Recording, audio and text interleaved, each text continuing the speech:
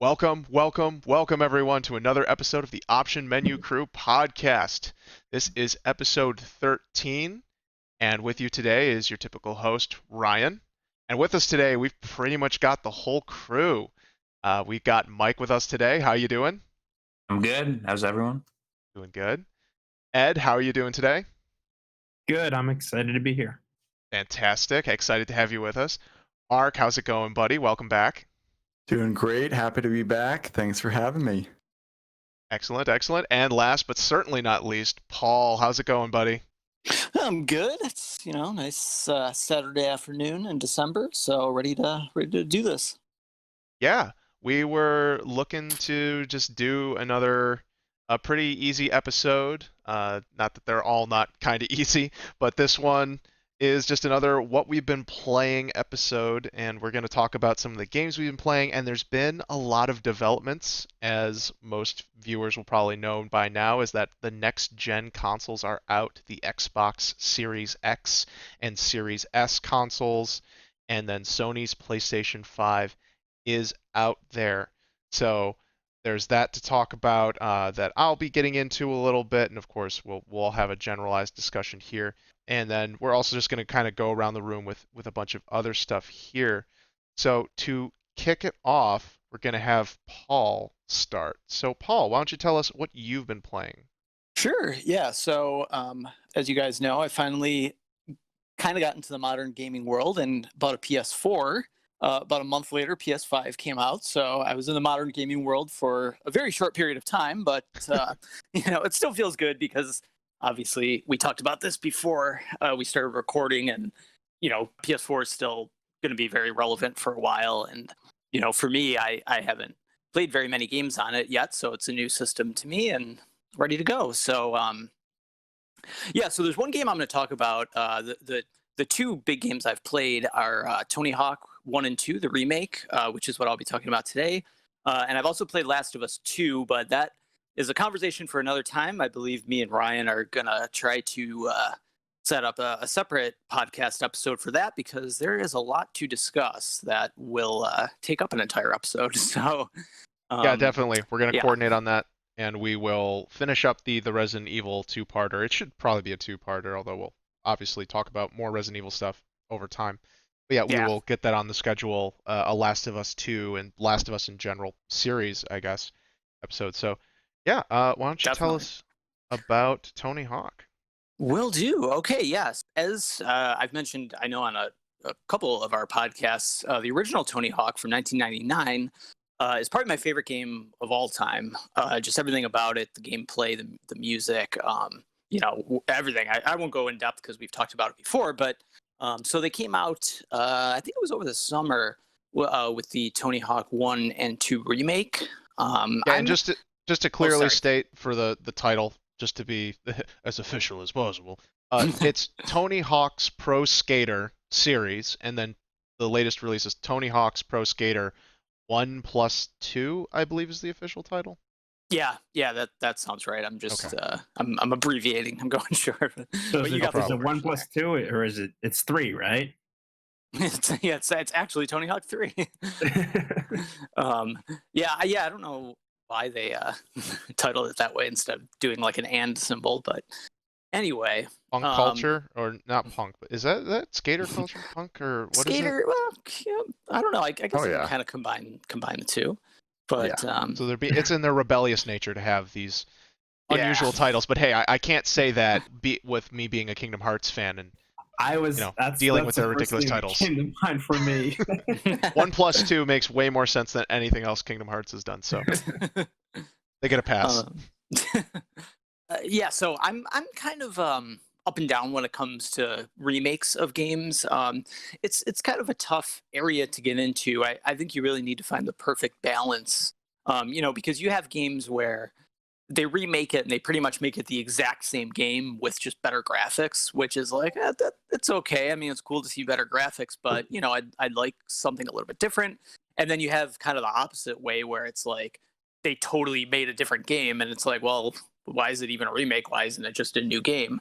You know, you need to find that balance. I think, for example, the remake of Resident Evil 1 is probably the best example of the perfect balance, where they made the game with better graphics, but also added a ton of, you know, new stuff, and just pretty much added on to what was already there and already good about it. So with that in mind, I feel that this game, that Tony Hawk 1+2, did a good job of that, of finding that balance. So just to give some background, what they did was they made all the levels from the first and second Tony Hawk games. So obviously updated graphics. You know, the graphics look amazing if you compared to those early PS1 graphics that the first two games were on. So it's pretty cool to see those levels with such modern graphics. But they added some extra stuff as well. So for anybody that's played the Tony Hawk games, you know, the career mode that you can do, how they have various challenges. There's, you know, the different score challenges you can get. There's the skate challenge. You have to collect the word skate, all kinds of other stuff. There's certain, you know, in the warehouse level, you have to knock over boxes, things along those lines. So they added some more onto that. You know, they added some new challenges, which I thought was pretty cool. And it was kind of fun trying to go through and especially on the first game, trying to remember, I guess, where everything was, because, you know, the old stuff, the secret tape, for example, that those were all in the same place. And I was trying to do, well, I did do everything without, you know, walkthroughs or anything like that. So some of this stuff was getting a little frustrated. I'm like, I absolutely cannot remember where this was. Like, I know I got this back in the day. Did you keep so both of them? yes, I did. So I used for my skater, I used Jeff Rowley, who was my skater in the original game, and he was great. So they got the original skaters, plus they added a bunch of new ones too.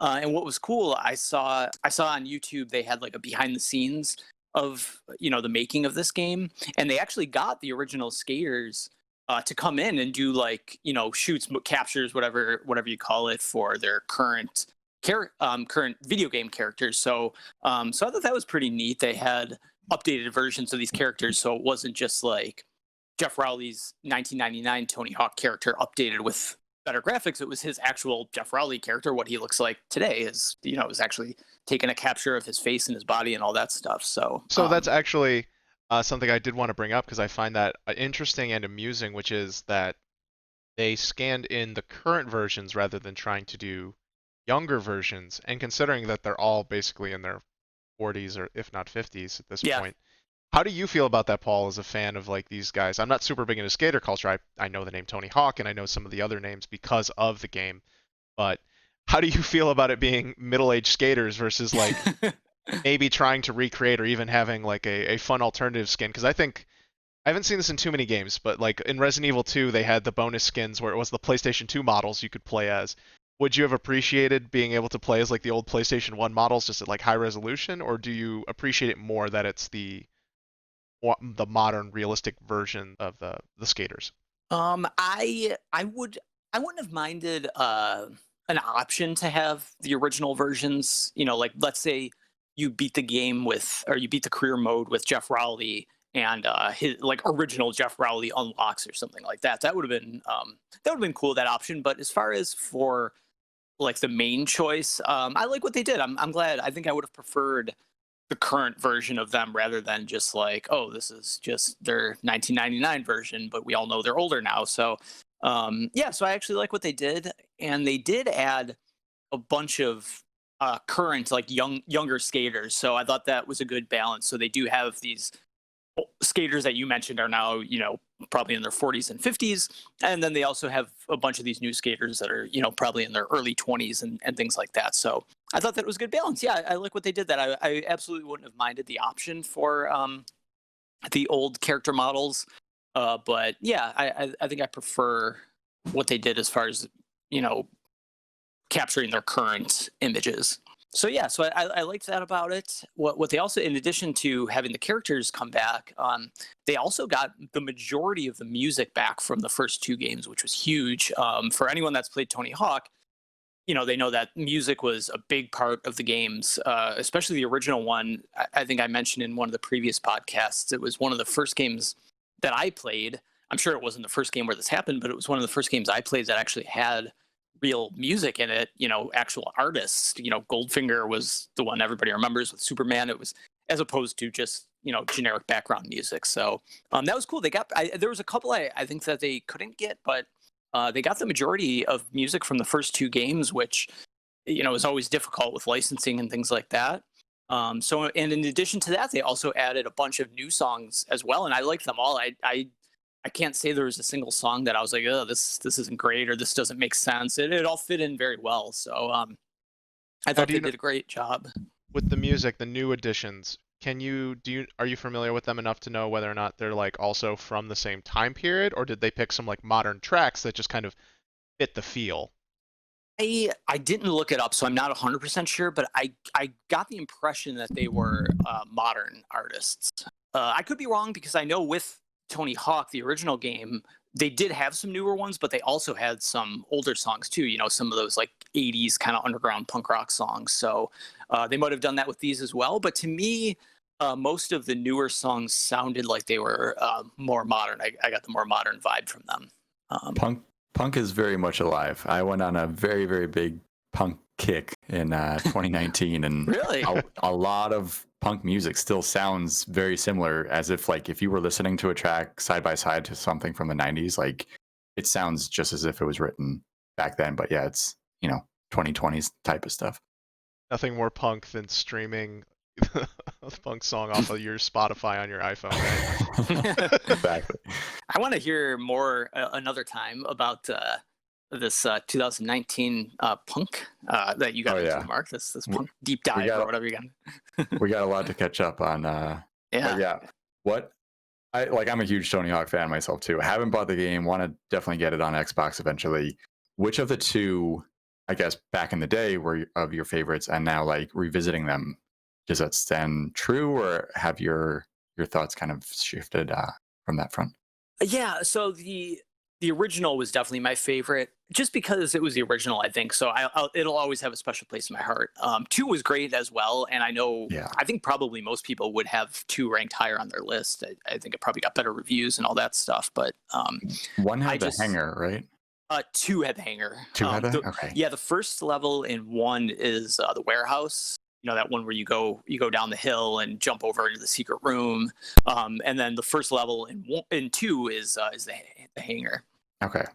So 2, revisiting it now, I think I still prefer the levels in the first one just because they bring back so many memories. But you could tell they really made a big jump between 1 and 2 as far as the intricacy, okay, if I could say it, of the levels. The levels were much bigger. There was a lot more to them. Looking at that today, I think that was even more apparent as I was playing. I could tell they really made a big jump between 1 and 2 as far as level design goes. But I'll still stick with the first one just for, I guess, purely nostalgic reasons mostly. So after that, we'll move on to the gameplay. And one of the things I was really happy with is the gameplay, in my opinion, was excellent for this game. I was able to jump right in with no issues. It felt just like, playing the original games as far as, doing the special moves and controlling and everything like that. I didn't have an issue with like, oh, they changed this, or oh, this is a little bit harder to control now, or why did they update this? It felt great. I literally I stepped right back in like it was nothing. I was, I didn't, there was no learning curve or anything like that. I just was able to get right back in and start playing. So that was pretty awesome. It's pretty similar to the original games where, you could build up your stats. So you start with a certain amount of stats, and then as you go through career mode, you could add on to them. You get more air, more hang time, more rail balance, whatever it is.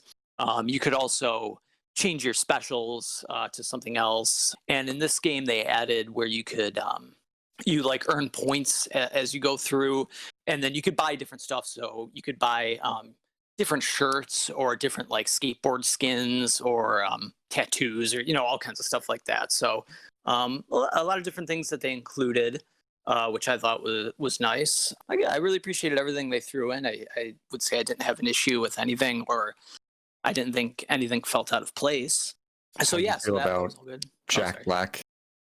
Did you encounter Jack Black? I did not unlock him yet. No.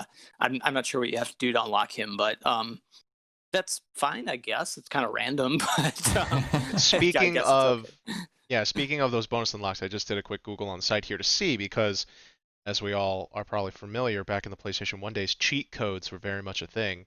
Mm-hmm. And Tony Hawk's Pro Skater 1 and 2 each had their own sets of cheat codes. So I checked to see if that was faithfully carried over. And sad to report that the cheat codes don't carry over, but it does look like they have a number of. They added a new thing called assists, which are essentially some of the cheat codes, like perfect rail balance, perfect manual balance, perfect lick balance. I believe there was just a perfect balance code that was just all of that encompassed into one. Always have specials, no bails, so you never fall down. Skater size, so you could change that. So there's no big head mode, but that's okay. Something about the stats and scores, and then some weird graphic filters. But so it's sad to see that they didn't carry that over. It's interesting that they didn't. And then I guess it makes sense that they had to change their guest character because I don't think they were going to be able to bring back Spider-Man in Tony Hawk Pro Skater 2. Oh. So EA apparently wasn't able to work that deal out with whoever they needed to get Spider-Man back in. So I guess Jack Black was available.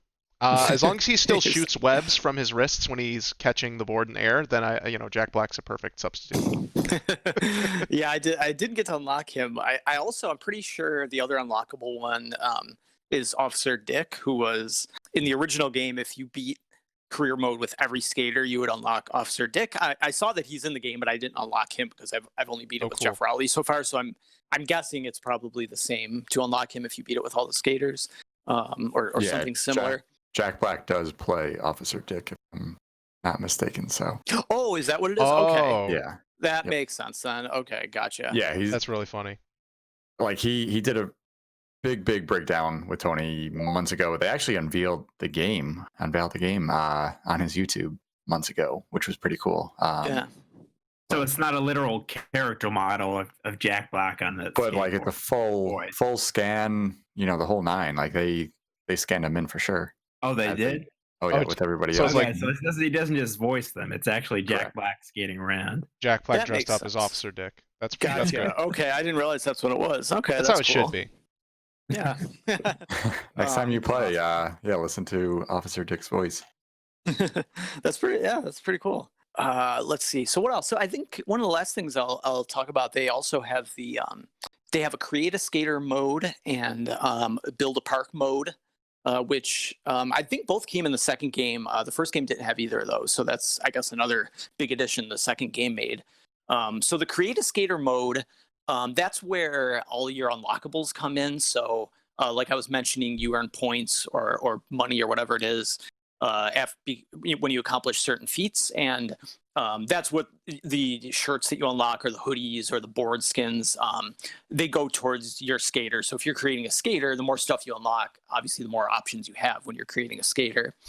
And then the create a park stuff I haven't done much with yet, just because it's like you could do so much with it. Like there's just so many options. I'm like, I don't really have time to dig into this, but I do know you can get a bunch of trophies for creating parks and editing existing parks and things like that. But that is one area that's just a little bit much for me at this point. I haven't gotten a chance to dive into it. When it comes to the creative skater, if you do delve into it, do you feel like you will recreate yourself as the ideal Paul skater, or do you think you just make something crazy or hilarious? Probably both. So in Tony Hawk 2, when you had the option for the first time to create a skater, I did make myself. And but I think it would be fun also to just do some crazy off the wall skater. But I don't know. I prefer just playing as the actual skaters. Like I said, Jeff Rowley was my guy back in the day, so I just played as him. I don't know. I'm not as into the creative stuff, I guess. They have so many skater options anyway. I'm like, I'll just play as these people. Oh, you should make a skater Donatello, a humanoid skater Donatello of the Ninja That's pretty Turtles. Cool. You know what? I bet if you look online, they probably have people who have done similar stuff, and they could, they have like walkthrough instructions of how to create something like that. Oh, do you know if in like Tony Hawk Skater 3 or 4, any of the future ones, they actually had the Ninja Turtles? Because Michelangelo's infamous for skateboarding in the Turtles, so I wonder if that crossover ever actually happened. That's a good question. I don't think so, but I could be wrong. So I only played up until Tony Hawk 3. None of the Turtles were in 3. After 3, I kind of got out of it for whatever reason, and basically pick back up now.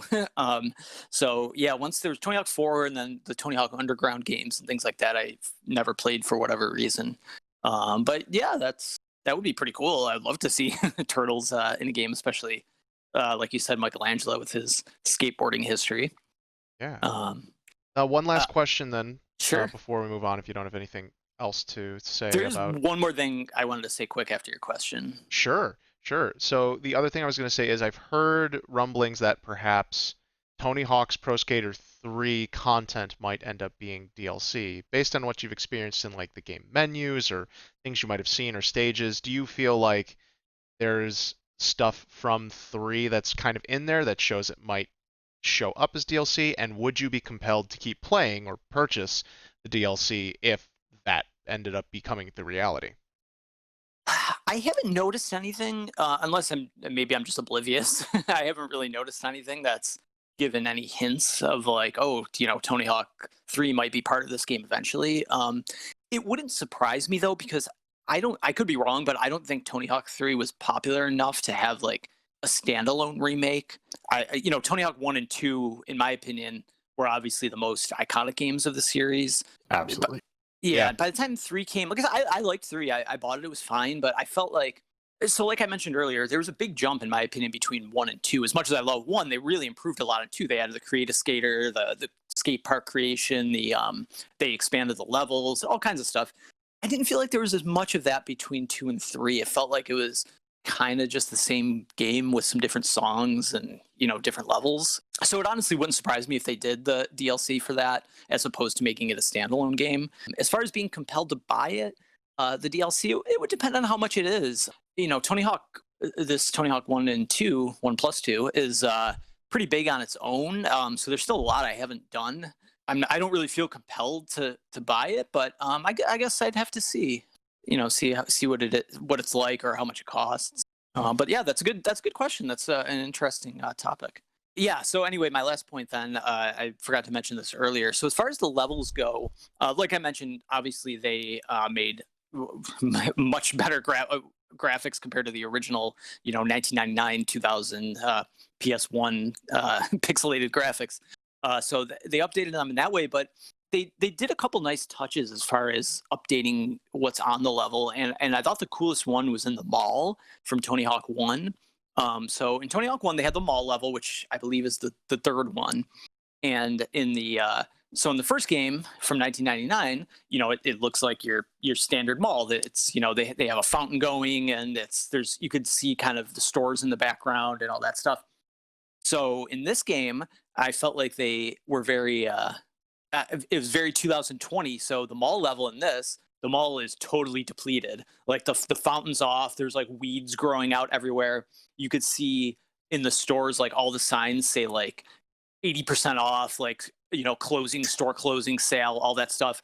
And there's everything looks like the mall's basically just been kind of abandoned for a long time. There's graffiti all over the place. So I felt like that was very appropriate, being that in the last 20 years, the pretty much downfall of malls, malls certainly aren't what they were. And most of them, or at least a lot of them, have probably gone out of business or aren't, really hopping anymore. So I thought that was really an interesting take. Yeah, I thought, and it took me a minute to realize. I was playing through it. I was like, something seems different here. I was like, what? There's the fountains now. And then I realized as I was going along, I was like, oh, this is like a modern mall. I was like, they really, not only did they change the graphics, but they kind of updated everything to make it more modern as opposed to a mall from 20 years ago. So I thought that was just a neat little touch.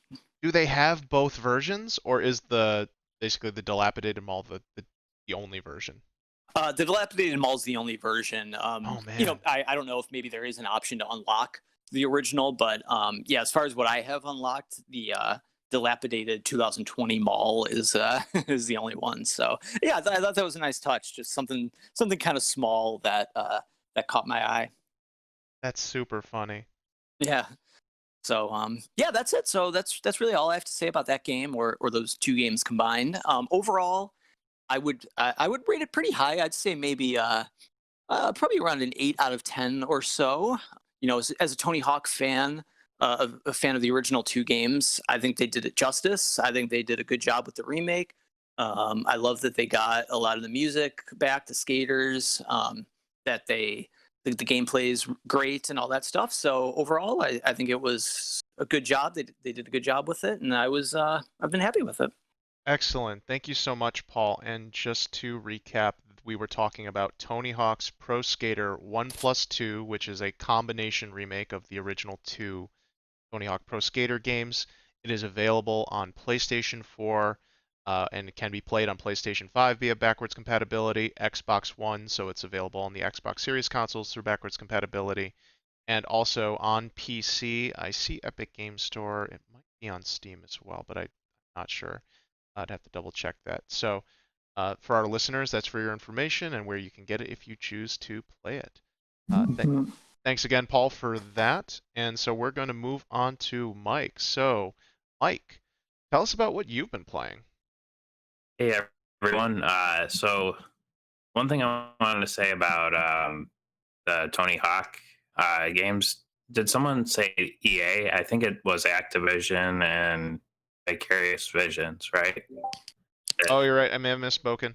Yeah, you're right. It is Activision. Yep. Yeah, I thought the same didn't even- thing, but I didn't want to be the fact checker here. You know, I didn't even catch that when you heard said it. EA. Oh, good catch. I completely forgot. And in my brain, those two are kind of interchangeable. So my bad. Activision and Vicarious Visions are both the original developer and the current developer and publisher.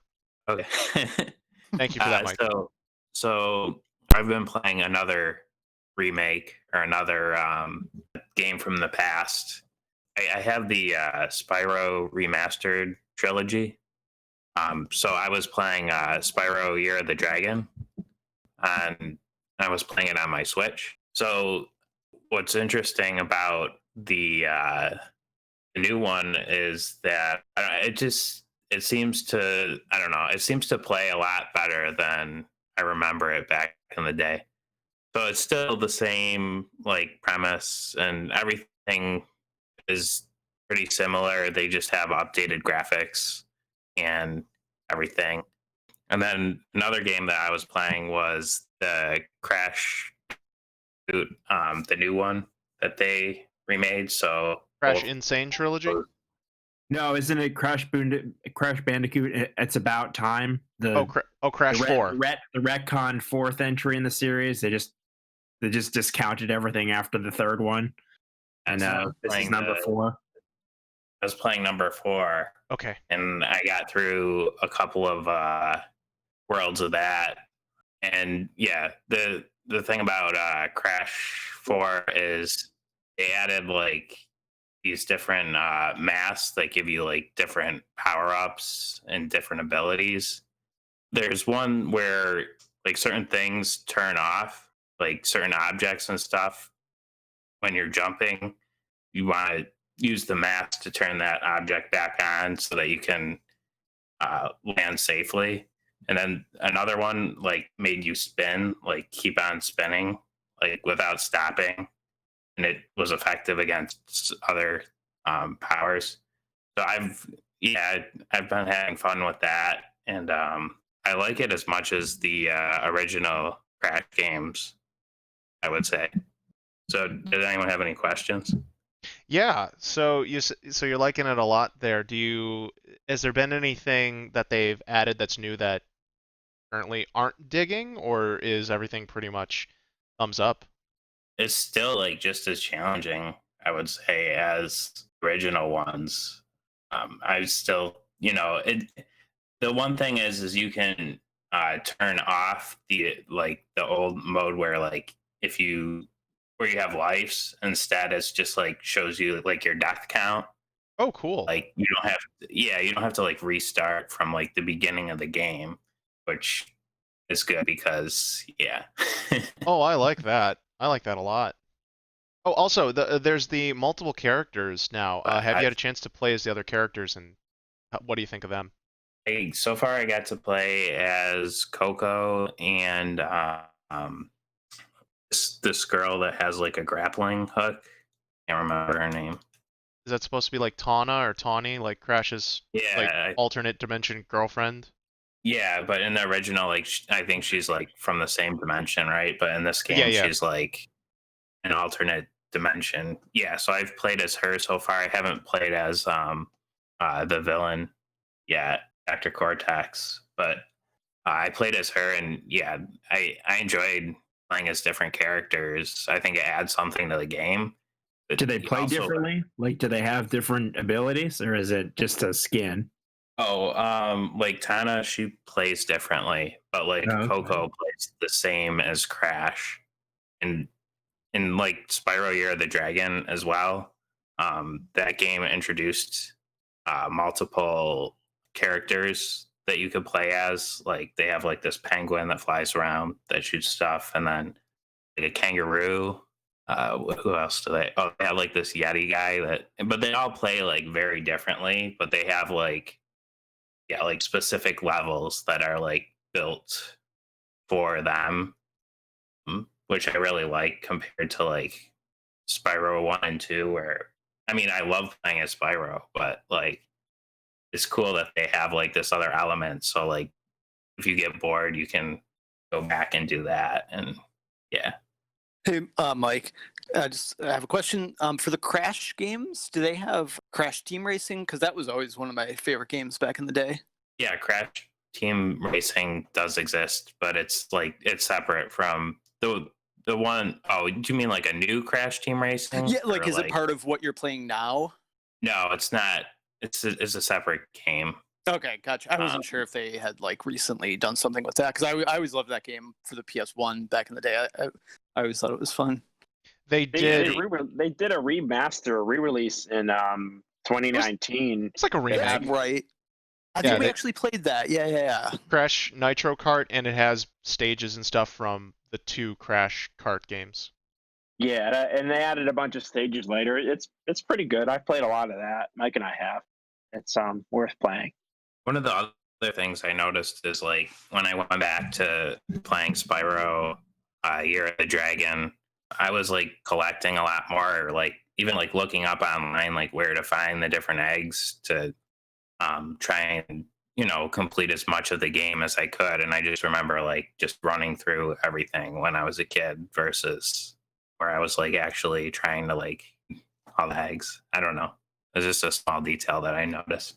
Now, based on your experience so far, because I saw the trailer for the believe it's called inverted mode, where all the stages have essentially some alternate gimmicks or get remixed in some sort of way. Are you having enough fun? You think you'll play through it a second time and play through all those remixed modes, or do you feel like you're just going to kind of go with like the core experience and then kind of move on? I feel like I'll try it for sure. Like once I beat the game, I'll try it out. Okay. So you're enjoying the game. Is the story good also? Are you enjoying the writing thus far? In Crash or in Spyro? Or I meant Crash 4 specifically, sorry. Okay, yeah. As far as the story goes, it seems pretty like simple. Like I don't know, the cutscenes are like very short, but there's nothing really for me to like critique like, oh, I hate it or anything like that. Like they're in like another dimension, and it basically picks up where Crash 3 ended, and they've been gone for some time, Dr. Cortex or whatever, and they've been like trapped in another dimension, and now they pull Crash and Coco into it. So it's fine for what it is, but I don't know, it's not like anything spectacular. Okay, cool. Does it like have anything to do with time travel? Like, is there a play on the it's about time, or is that like, does that title mean anything to the story, or is that just because they're like, it's about time we got a Crash sequel? I'm just wondering if there's any link to that in the story. It's just the fact that it's been so long since there's been a Crash game that they're just like, yeah, it's about time.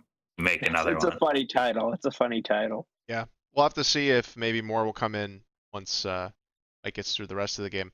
I'll be curious, Mike, because I want to know if you will feel like you want another Crash game after this, or if you'll feel like you've got your fill with just getting this modern Crash 4. I want another Spyro game after this. I'm more of a Spyro fan over a Crash fan, but I still I mean, I enjoy both platforming games. I have to ask then, did you play Skylanders at all? Since Skylanders was originally a Spyro spinoff. No, I played the original. I played Spyro 2, Spyro 3, and then I played some of them on like Game Boy and PS2, and then I like dropped off like when they started getting different, I guess. Different. But You mean bad? no, like kids enjoyed those games. I'm not gonna say they were bad. Yeah, we need some more high quality kids games, and that's something I'll touch on a little bit later with what I've played.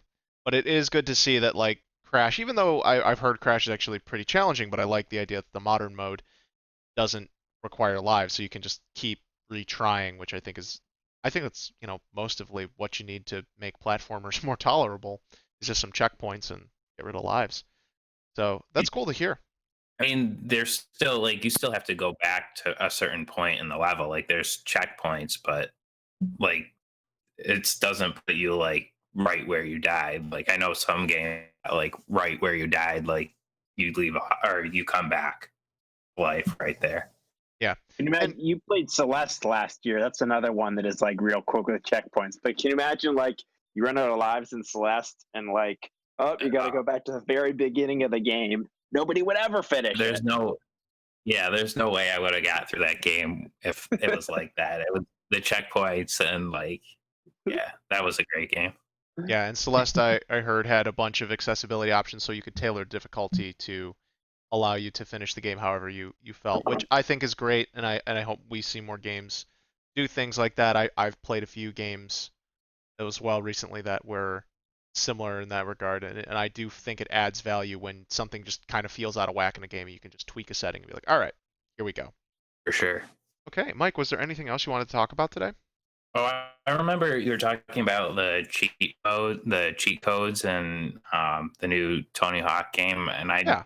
I never like looked this up or anything, so I was curious if anyone knew if there was like, or if they still had like the cheat, because this is the same Activision owns both of them now. I would assume they got rid of that, but I wonder if they still have like the Spyro Big Head mode and all that stuff. Oh, we'll have to find out. Yeah, look that up and let us know how you feel about it if it's in there. Okay, yeah. I didn't know if anyone knew. No, I don't know off the top of my head. Cool. Okay, then. Well, thanks for that, Mike. We're going to move on to Ed. So, Ed, what have you been playing today? Well, So, what was I playing last time? Did I think last time I think I said I was playing Tokyo Mirage Sessions, which I Yes. actually did finish, and I liked that a lot. I don't have too much to say about that. I just wanted to put on record that I did finish it, and it was worth playing. So I'm glad I picked that up. But since then, I have started and finished the DLC side story for Fire Emblem Three Houses. That's like the final part of the expansion pass. It's a 7-chapter side story. I think it's called Cindered Shadows, where you're playing as a fourth house that was somehow hidden underneath the monastery, and they happen to discover it on a whim. The premise of it is kind of far fetched, but it adds some new characters and some interesting backstory for the main character. The one reason I wanted to play now is because I'm planning to play a second run of the game. I've only played through with one of the three houses, and there's obviously there's two more, and once you beat this side story, you gain access to 4 new characters that you can recruit in the main game, and you're also able to use 4 new classes, and there's a couple new items. Like there's new content that you can access once you replay the game. So that's on the list later. What was interesting about this part of the game is it's not like the base game, wherein the typical run of Three Houses, you're going through each chapter, you're able to recruit students from different houses, you're able to instruct them in different skills and change your classes and really direct their growth as a unit. In the side story, Cindered Shadows, you really don't have a lot of control over the characters that you're given. You can only really gain experience and raise their levels through the battles. You can't change their weapon levels. You can't. They have classes that you can change, but you only have access to the same classes from the very beginning to the end of it. So it's kind of like an older Fire Emblem game where experience is limited, gold is very limited. Everything's a limited resource, so it's definitely more challenging than the base game.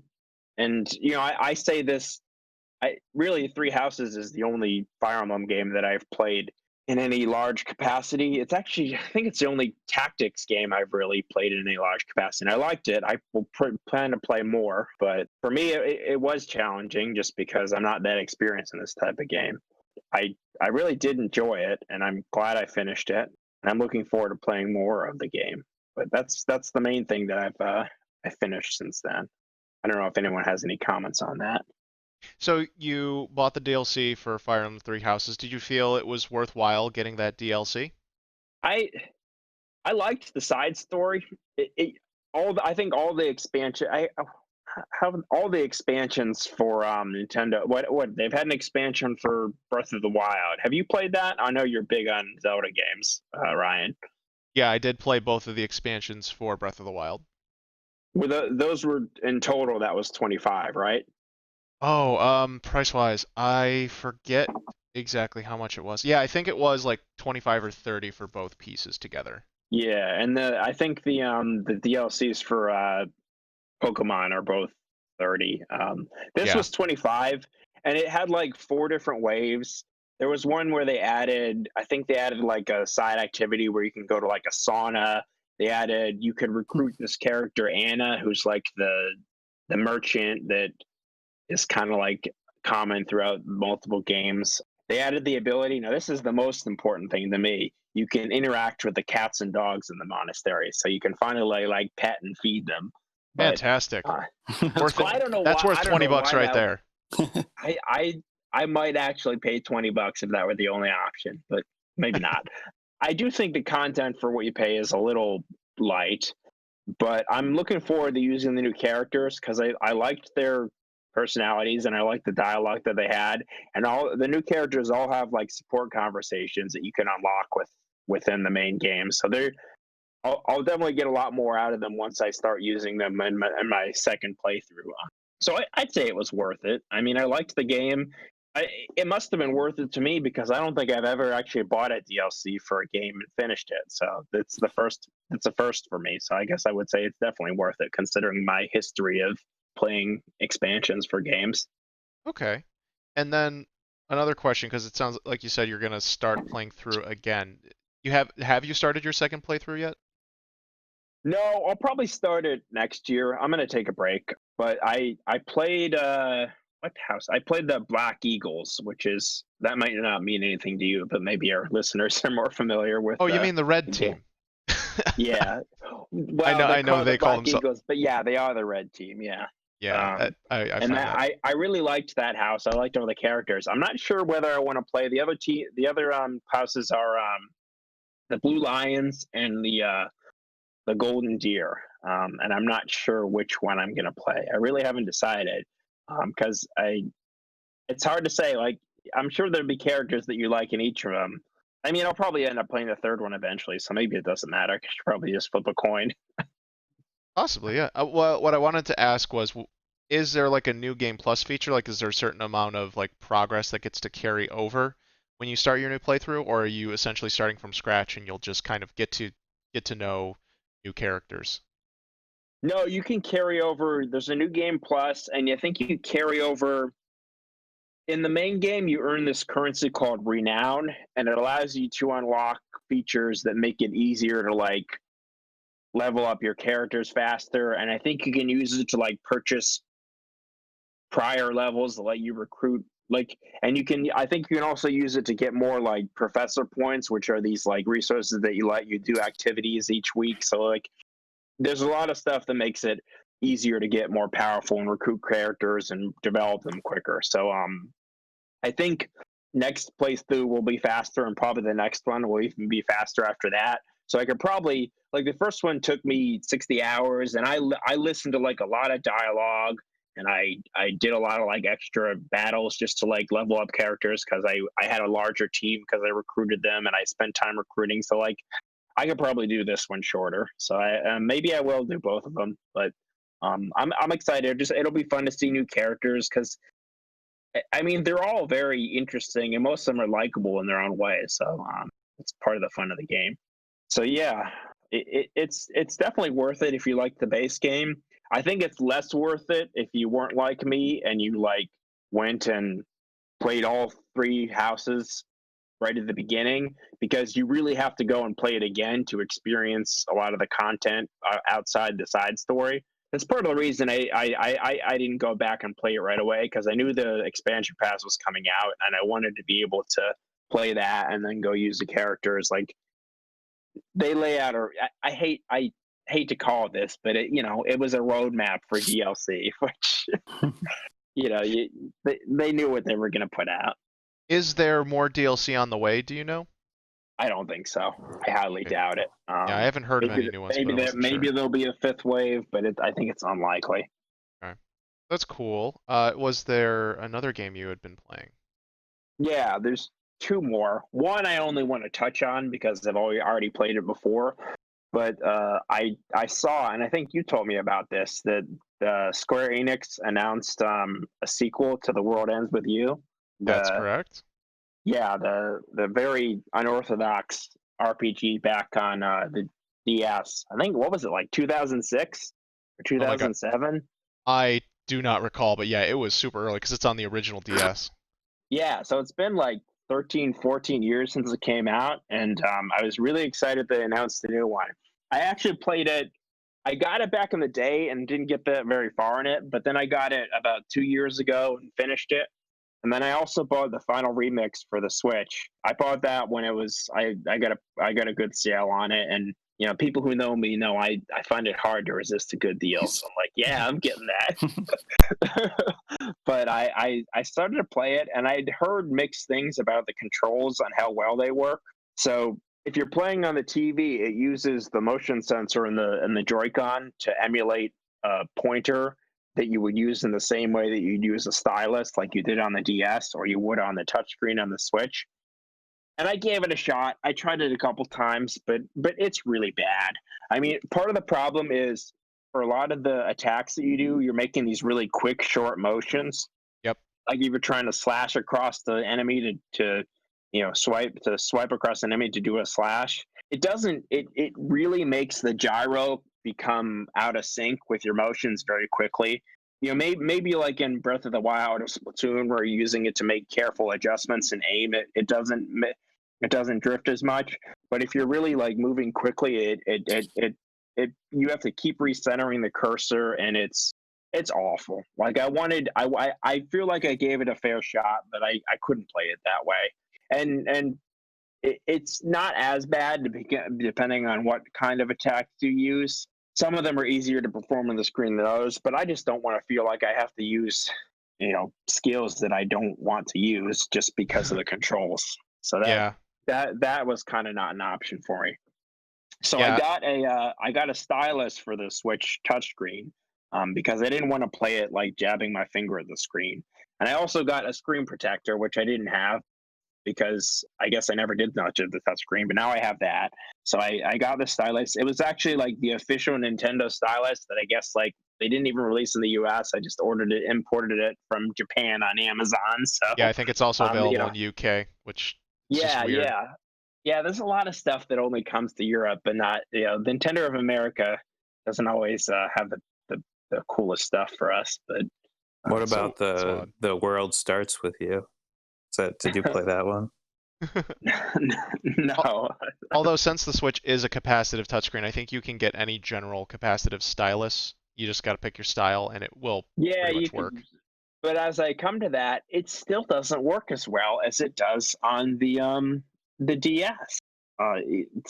Using a stylus, like I think for a stylus to work well on a capacitive touchscreen, it has to have like an active digitizer, like it does on the iPad Pro or like the Galaxy Note. it just doesn't work that well, and it's disappointing. But and I played maybe 2-3 hours on it with that, and I'm just finding it not to be nearly as responsive as, and maybe I'm misremembering. I'm gonna have to go back and play it on the DS again just to see if I'm remembering it incorrectly. But controls aside, it still isn't as good because, and part of the thing that was really unique about the DS game is that you were controlling one character on the touchscreen with a stylus, and then using the D-pad to control the other character on the top screen. And it was unique. It was challenging. Like it really was, part of the reason to like that game. So I've kind of dropped it for now. I still I want to replay it before the new game, but I might wait until I get back. I don't have my copy of the game because I'm away from home, so maybe I'll play it later. Yeah, so just to add to that, because I did play through that game as well. I played it all the way through on the original DS, and I enjoyed it for the time, although I do think that the dual screen controls, the way you had like the stylus on the bottom and then doing the simultaneous controls with the D-pad on the top, or I guess you could use it had a left and right mode, so you could use either one based on what your dominant hand was, which is a cool accessibility feature. I think that they could have simplified those controls. I understand the uniqueness they're going for, but that's one of those things where, is the uniqueness worth it being awkward? And I would say that in hindsight, not so much, but it is still like a DS gem. It's one of the few games that really use the two screens on the DS to maximum effect. So then I saw it come out for mobile. I think they put it out for like $30 or $40 on mobile, and I was like, you know what? Not right now. It's not that much on mobile. It's actually way cheaper on mobile than it is on the. When it first came out, I meant. Came out, really? Was it $40 on mobile? Wow, who buys a $40 mobile game? Square Enix was putting out like full price games on there, which at the same time I don't really hate because I think the mobile market is in need of like actual value, considering all the free to play trash. But that's an argument for a different episode. And then when they've released it with Switch and they said, oh, we're bringing over the mobile version, we're adding a little bit of new content, and everything's like restylized again. I'm like, you know what? I'll get it on Switch, and I had this same experience. I'm like, okay, how do the controls work for the TV? Because if I can play this on the TV, that's pretty cool. It's got such a unique art style. I'd really like to be able to play it on the big screen. So I did the same thing. I played it for like 20 minutes, tried using with the Joy-Cons pointer controls, and it just didn't work right, and it didn't work well enough for some of the commands. So I played the entire thing in handheld mode. I did not get a stylus. I just used my finger, and most of the time it worked pretty well, but yeah, occasionally there were times where it wasn't registering properly, but I picked most of the good attacks, or I'd find ones that were powerful and effective that worked well enough, and just kind of put my loadout around that, and I ended up getting through the game just fine.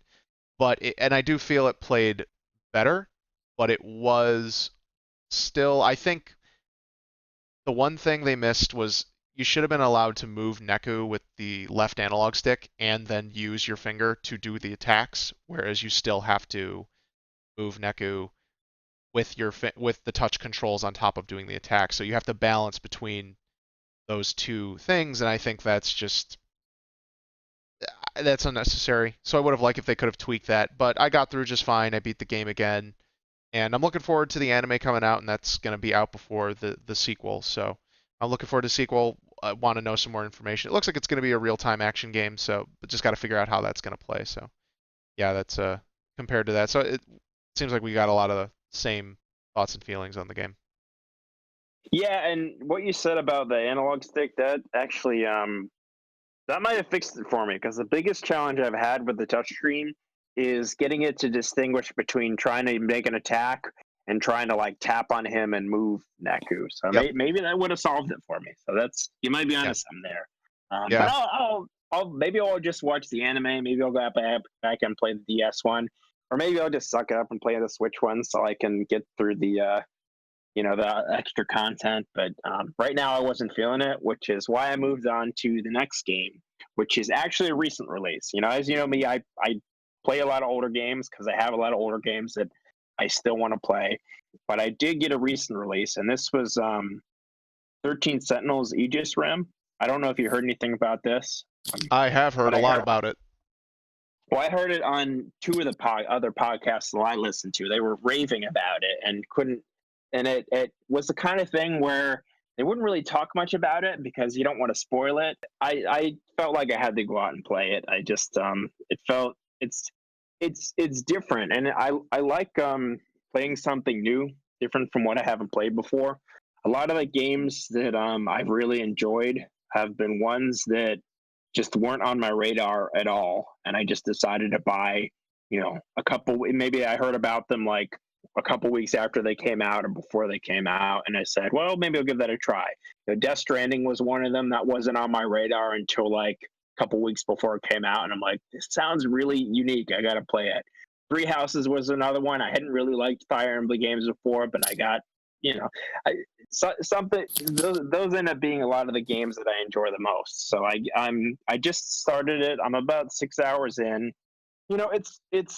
It's interesting. It's basically got two components. One of them is that there's these sections that I guess they would be categorized as like a visual novel where you kind of just move your character on the screen, talk to people, go through dialogue. Occasionally, there's like a little bit of puzzle solving where you have to use one item or idea in a creative way, but just barely. Like you couldn't even call it like a point and click adventure game because there isn't enough of an inventory and puzzle solving. It's really like visual novel is the right term, which I never played a game like that before, so that's new to me. And then it also has a kind of complementary gameplay component. It's kind of like real time strategy, but like it pauses when you're selecting options, and it plays out kind of like a tower defense game where you're defending a base and you're going out and you can either win a battle by destroying all the enemies or by outlasting them for a certain amount of time. I really would have a hard time telling you what it's about because the way the story's set up is there's 13 characters, and you can advance each of their stories separately, and they each have little chapters, and you might play one or two chapters of one character, and then you get to a point where to be able to continue you have to play a certain chapter of another character, or you have to beat a certain number of battles or unlock a number of data files, and it's all happening in whatever way that you choose within certain constraints. So it's conceivable that both many different people could play it and all have a different experience, uncovering the secrets of the story in their own way. And it revolves around these 13 sentinels are mechs that are giant mechs that are used to fight kaiju that are attacking whatever city you're in. And there's parts of it that involve time travel. There's characters from other dimensions, people from different eras who are the same character, but they have like slightly different names. And, some person has amnesia. Like it's got like every component of every every core idea that's in some sci-fi setting. And it's interesting. I've still got a lot to learn about the story, but I am enjoying it. And most of the characters are, likable and interesting in their own way. And, the music is really good too. Every scene has different music. It's all really complements the mood really well. The art itself is really nice. This developer, Vanillaware, it's published by Atlus and Sega, by the way. But Vanillaware is well known for this kind of like hand drawn sprite kind of art, and all the little characters are really well done, and everything takes place in front of a kind of hand-drawn background, and they're all really beautiful. And there's been a ton of different ones. Like they don't repeat them. Like they do repeat like certain locations. Like like if you go to a school, like you're not gonna like redraw the same school in different ways. But there's been a lot of unique backgrounds, and I've only gotten maybe like 15% of the way through the story content. So it's hard for me to give impressions right now, but initial impressions are I'm pretty impressed with what I'm seeing, and I'm excited to learn more. It's my kind of game in the sense that it's a kind of game unlike anything I've ever played. You know, if there's a game that is different from what I normally play, I'm kind of drawn towards something that is a brand new experience. I like that idea because, especially with you, I'm sure with everybody, but you know, you've played so many games over your life. It's probably tough to find a game that's like different from something you've played before. So I think that's pretty cool that you were able to find something like a unique experience, you know, after all these years of gaming. Yeah, it was funny for me to think that I really liked Fire Emblem. I just thought the other day that, you know, this is the only tactics RPG I've ever actually played. So maybe that's part of the reason I liked it so much, because, you know, it's like when something's new and exciting and novel, it invokes a lot more strong feelings, I think, than when you've played a similar genre or series so many times. I guess that's part of the reason why I've played not that many of the Final Fantasy games, but they're always pretty fun because they always mix up the gameplay and story in a new way. So I'm a big fan of when a game does something new. I guess that's why you know, we did this in a past podcast where Mike was really excited about like a new Mario Kart. For me, I'm like, it's just going to be Mario Kart. So I'm happy with the one I have. So unless something's going to be real radically different.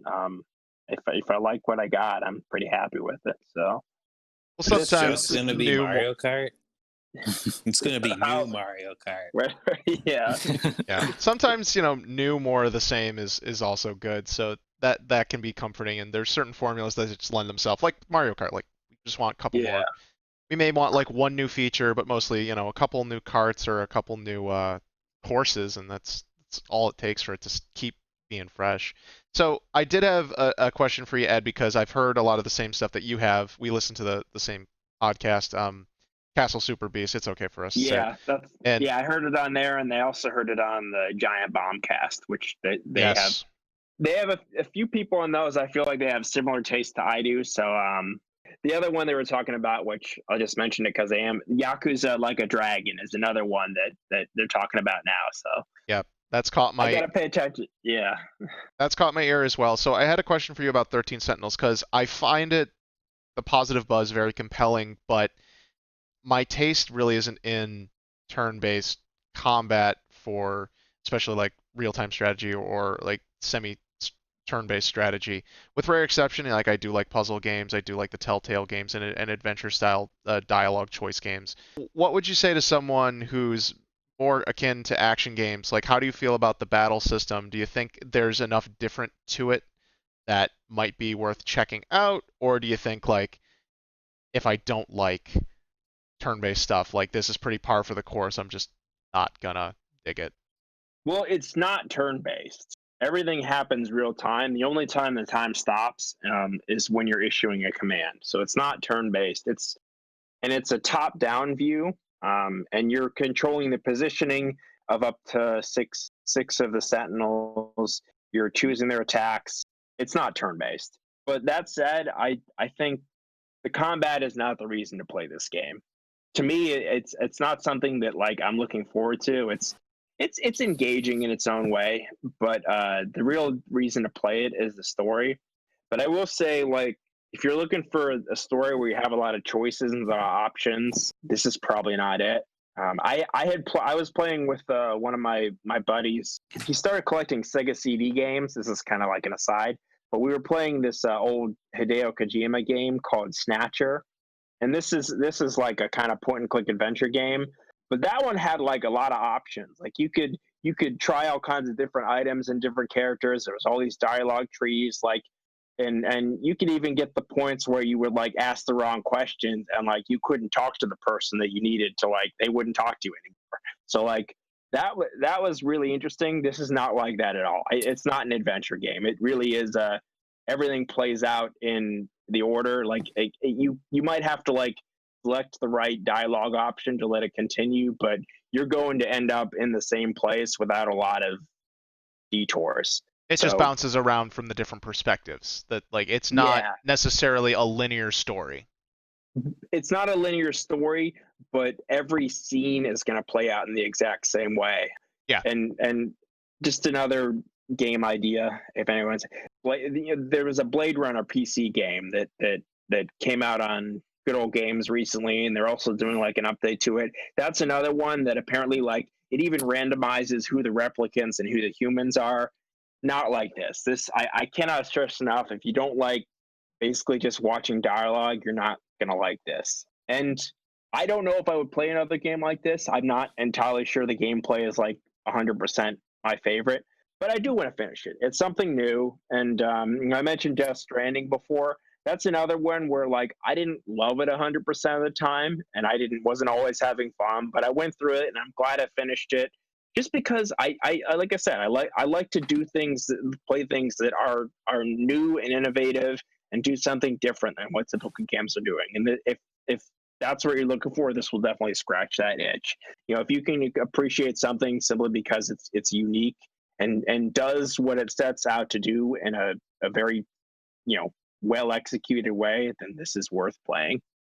Yeah, that's a good point. I think I'm gonna have to see. I'm checking right now to see if I can. Yeah, I can rent it on GameFly, so just put that on my queue. I gotta try it out. I'm gonna look at some videos and stuff like that. But don't look at too many videos. I've been trying to avoid reading much about it because I just don't want to get spoiled.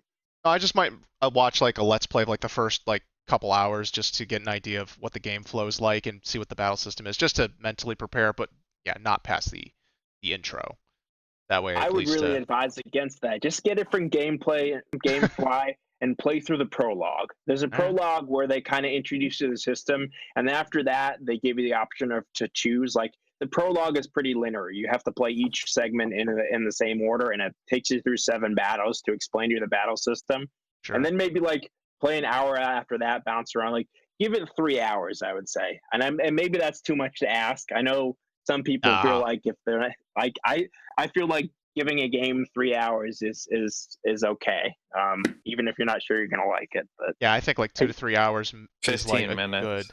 Good. Yeah, Mike feels like he can judge a game after like 10 minutes, and I don't like it.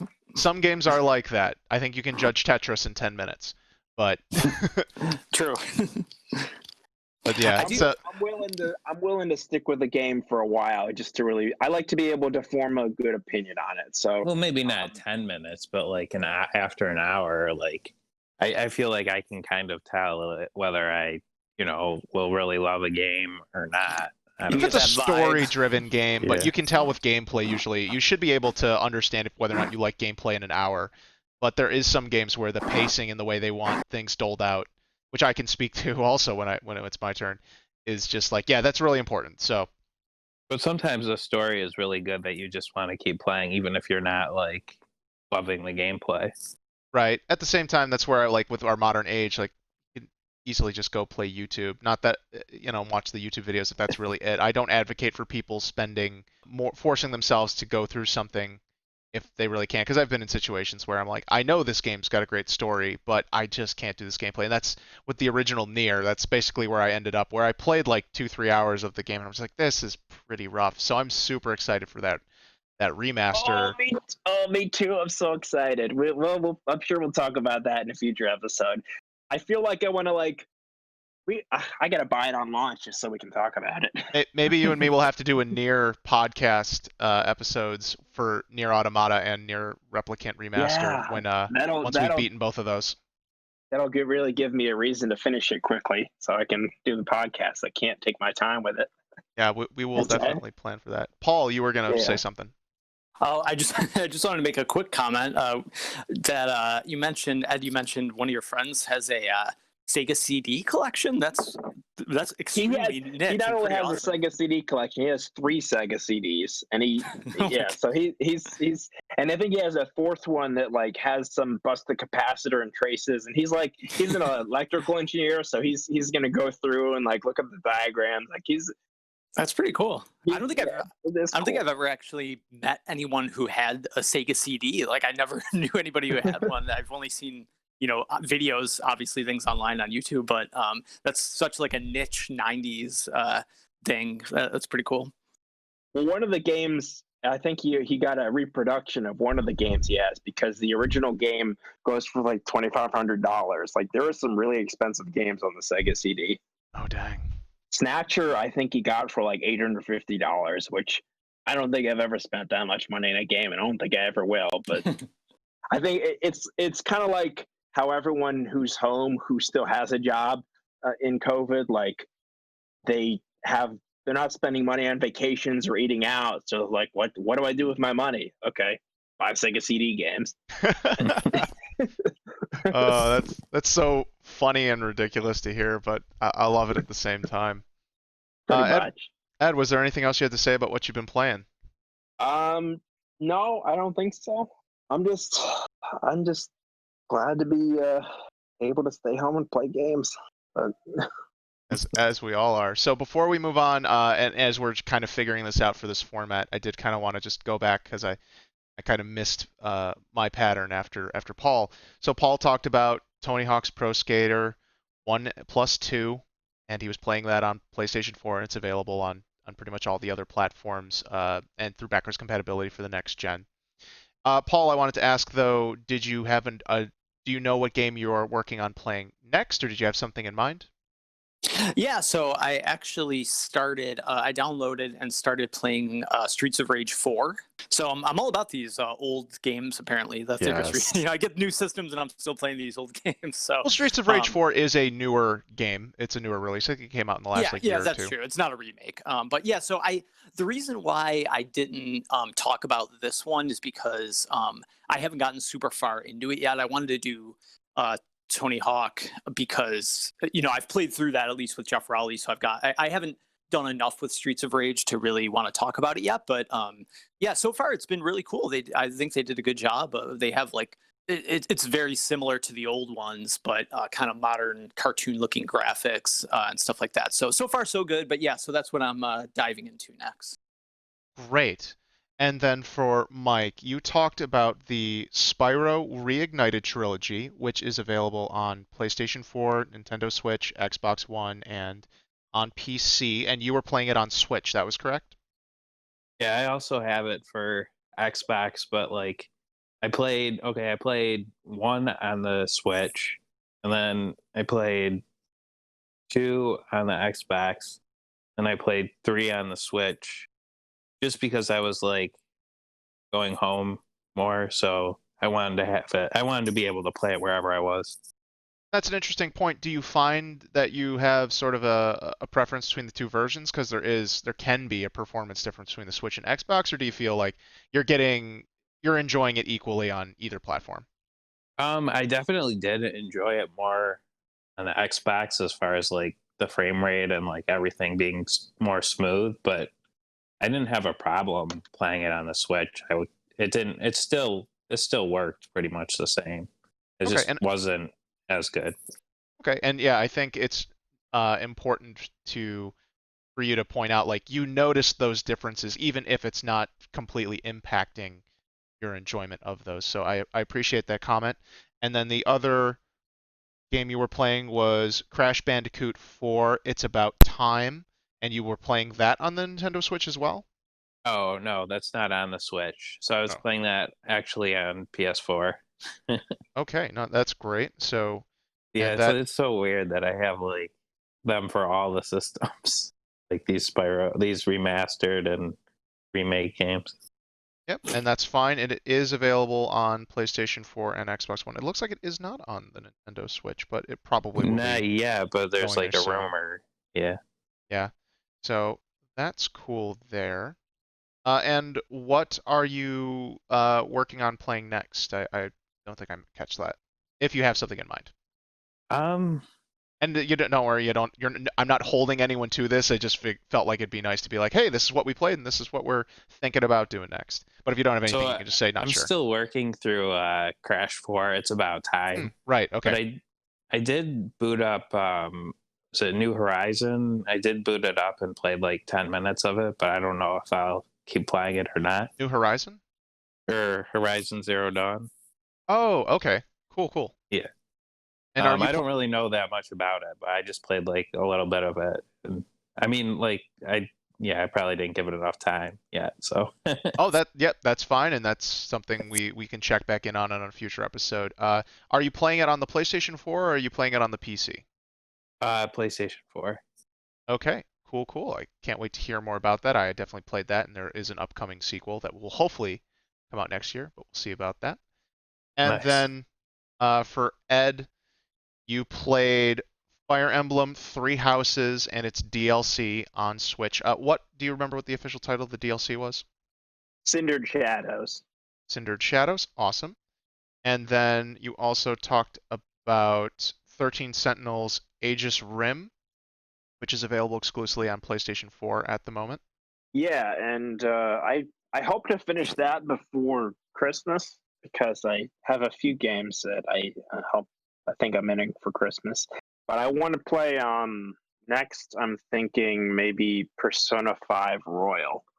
And I know it's another one. I never played a Persona game before, but I've heard a lot of good things about it. And it seems to combine some elements of other games that I've enjoyed. So I'm excited for that. That's the plan. Nice. Oh, and you did mention that as a follow-up, you did beat Tokyo Mirage Session Sharp FE Encore. Yeah, and that one is turn-based, probably pretty similar in gameplay to Persona 5.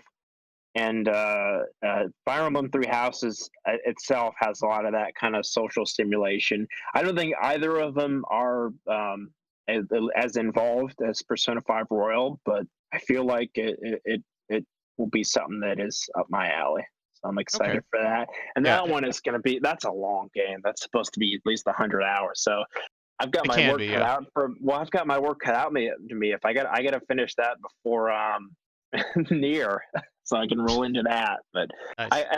Near is in April, right? So I have plenty of time. Yeah, I believe so. And if Yeah. it stays on target.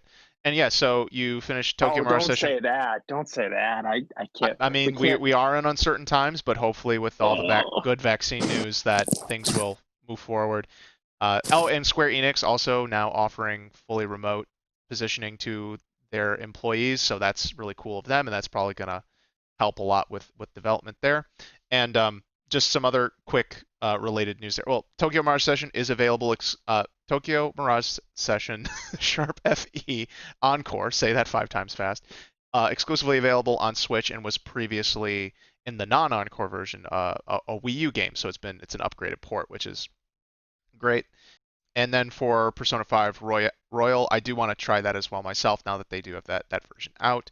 And also in latest news, it was confirmed that the spin-off / sequel Persona 5 Strikers, as it will be called in the West, is officially coming to the West. It is not going to be just locked into Japan. It's just kind of getting a delayed release. It will be coming to PlayStation 4, Switch, and to the PC. So that's really cool. That's the Muso game, right?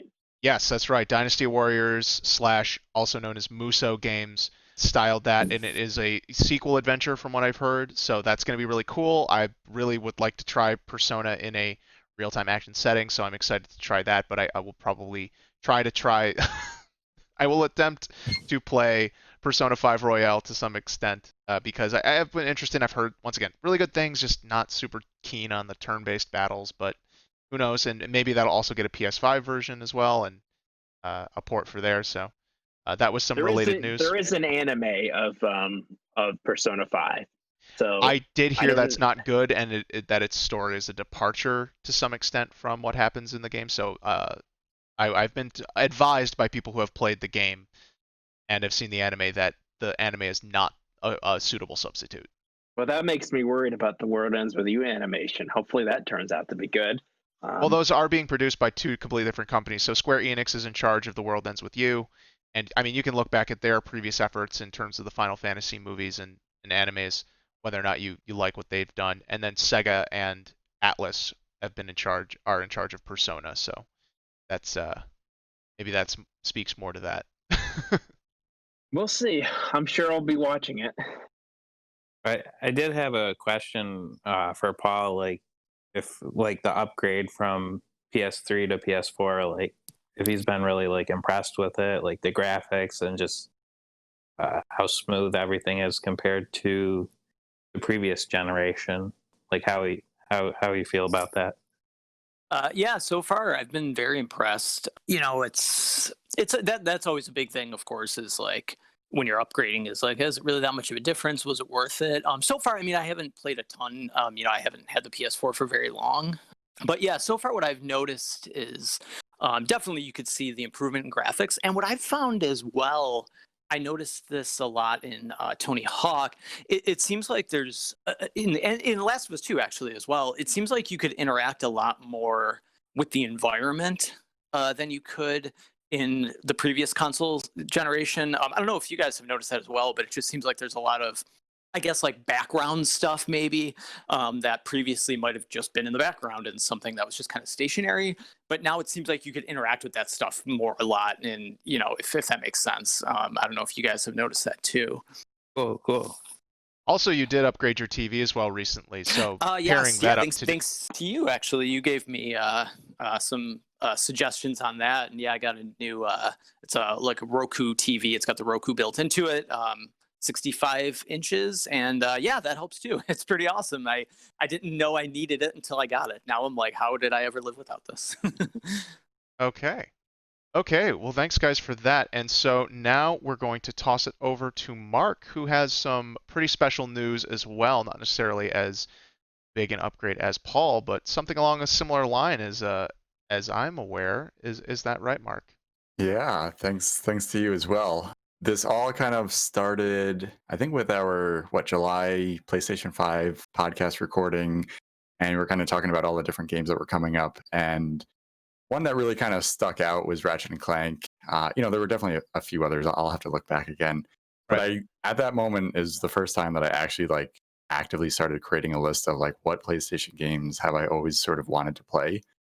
And then flash forward, 4 or 5 months, and it just so happened that somebody, aka Ryan, had an extra PlayStation 4 that they no longer wanted after upgrading to PlayStation 5. So yeah, so I'm currently the proud owner of not only a Switch, a PC, an Xbox, but also have a PS4 right now. Whoa, so, that is pretty huge news. As I know, who's known you as being an exclusive Xbox guy. Wow, that's first. I think that's bigger than what my upgrade. Wow.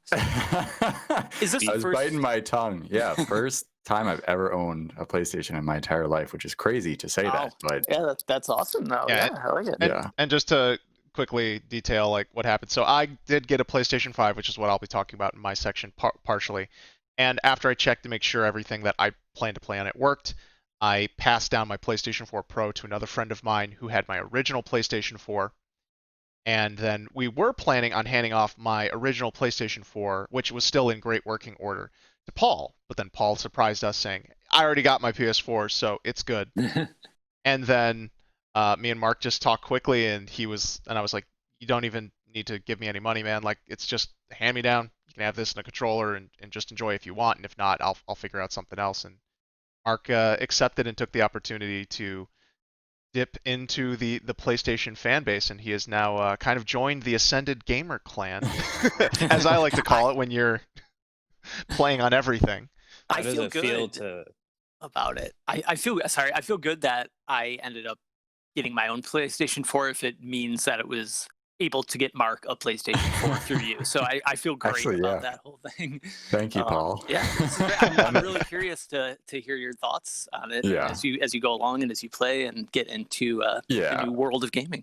I've only had it 2 weeks, if that. I think it was right around. Yeah, you got it right before Friday, Thanksgiving. Yeah, that time. Best 2 weeks of your life, right? Well, in a way, in terms of my wallet, yes, because everything was on blowout sales, which the timing was perfect. And I wound up buying 3 games, which I'm going to talk about Ratchet and Clank in a second, but I also bought God of War and MLB The Show 20, which those will be kind of, to answer your question coming up.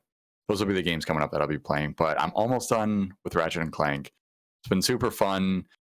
I innocently thought that this was the original one and the second game was coming out next year sometime based on the PS5 announcement. Again, I used to follow PlayStation news, I think, a lot closely years ago, but yeah, I kind of was looking through the list earlier. There's been almost a dozen Ratchet and Clank games over the years. Most of them looks like before 2013. So I think that makes sense as far as why it seems like the series has kind of been somewhat dormant as of late. Also didn't realize this was a remake. This was not an original game, which it doesn't. I didn't know that playing it. It's like a at first reboot until remake because it is Yeah. like the story's kind of reconfigured, but it's basically back at the beginning of the series. Yeah, it feels modern. Sure, there's definitely like I've gotten stuck a couple of times, like navigating throughout the maps and whatnot, which I feel like is more old school gaming nowadays. It's rare to really. I don't know. Yeah. I guess maybe it depends on the type of game because I don't think I played too It many. depends, but largely, open. like a lot of modern games are trying to make sure people get to the end of the game. Yeah. I think I played Ratchet and Clank for an hour. What did you think? No, I enjoyed it. I just Yeah. I don't know. I have too many games. I'm at the very end. I think I have honestly like 2 more maps. Like we were looking to play some games a couple nights ago, and I was waiting for friends to shift gears, and I just wound up playing for like hours, and we were all chatting. But like I said, I think I have like 2 more maps to get to. Performance is actually surprisingly very good, and that's something that, again, for being kind of an old school game now, being on a modern console and everything like that, just with the amount of enemies and pixels, because I've been a huge fan of the pixelizer weapon. That's definitely my favorite. Yeah, now you may be playing on a PlayStation 4 Pro, but it is important to note that the new Ratchet and Clank is a locked 30 FPS, or I shouldn't say locked, I'm not really sure about that, but it is target 30 FPS for that. So it isn't 60, but yes, within Gotcha. those constraints, they tried to make it as cinematic as possible because it did coincide with the CG movie that they released. And yeah, the performance, at least for that game, is pretty darn stable. Oh yeah. So 3 of us played like remake. I know. I know. I'm really glad you liked it because that is one of my favorite series. Really? I mean, I played all 4 of them on the PS2. I think the only one on PS3 I didn't play was there was one called Full Frontal Assault, which like we'd had about a bunch of like tower defense stuff on it. It was like, no way, I don't want to play tower defense Ratchet. But I've played and beaten nearly every game in that series, and really glad you like it. That's my number one most anticipated game for the PS5, and that comes out in the spring. So like, I don't know, maybe I need to find a PS5. I looked it up earlier. Yeah, it looks like it's still aiming for Q1, Q2, but it doesn't have a definitive date yet. Which, who knows? I don't want to play devil's advocate or anything like that. But I actually, as of today, have now listed that as like a wish list sort of game. Whether like I'm hoping It looks really good. It does. And I don't know if you saw the graphics look really nice. Like you just played this one, and I actually had just played the new one right before seeing the trailer. Like it's a huge upgrade to me. Like even for like a kind of cartoony game, the PS5 is really enabling much better visuals. Do you think it will come to PS4? The new Ratchet? No, that's the whole point of the Rift Apart, where you're transporting into different levels. It's supposed to be kind of a showcase for what the SSD can do for gameplay and level design. So there's no way that's coming for the PS4. Yeah, I gotta watch some gameplay again. Yeah, but I would check it out. Yeah, and I'm excited to play the new Ratchet and Clank when it comes out for PlayStation 5, and I'm hoping the old one or the previous one that Mark's playing right now gets a patch so it can run at 60 at PS4 on PS5 through backwards compatibility, because that's kind of one of the main points that you're getting from PlayStation 5. So, Mark, now that you're inside the PlayStation 4 ecosystem, I did want to ask on the podcast, did you subscribe to PlayStation Plus, or are you currently staying unsubscribed? No, I haven't done any of that. I mean, the other detail of the sort of PS4 hand-me-down, I think we're fully intending to donate it after I kind of get my money's worth. I'm not hoping to keep it forever. I do want, a kid that needs it even more than I do. I feel very fortunate and grateful that I have all the consoles that I have, but I'd certainly love to give it to somebody else and that could maybe deserve it better than I do. So I don't have any of the online. I haven't reached out to any of you for all of your gamer tags because I don't even know if we're going to play anything online. But no, it's been fun. It took a little bit getting used to kind of how things are set up. And I still have a bug where I'm not sure it's my receiver, but every single time I'm switching an input, which I have, again, a couple different consoles plugged into it, I don't switch it off of my PlayStation input. The console turns on every single time from rest mode. And for me, that's like OCD. I'm like, that really drives me nuts. I wonder if that's a TV thing because Switch also had a similar like weird handshake issue with like certain Samsung models Yeah. way back when. So it's hard to say if that's. I haven't experienced that issue.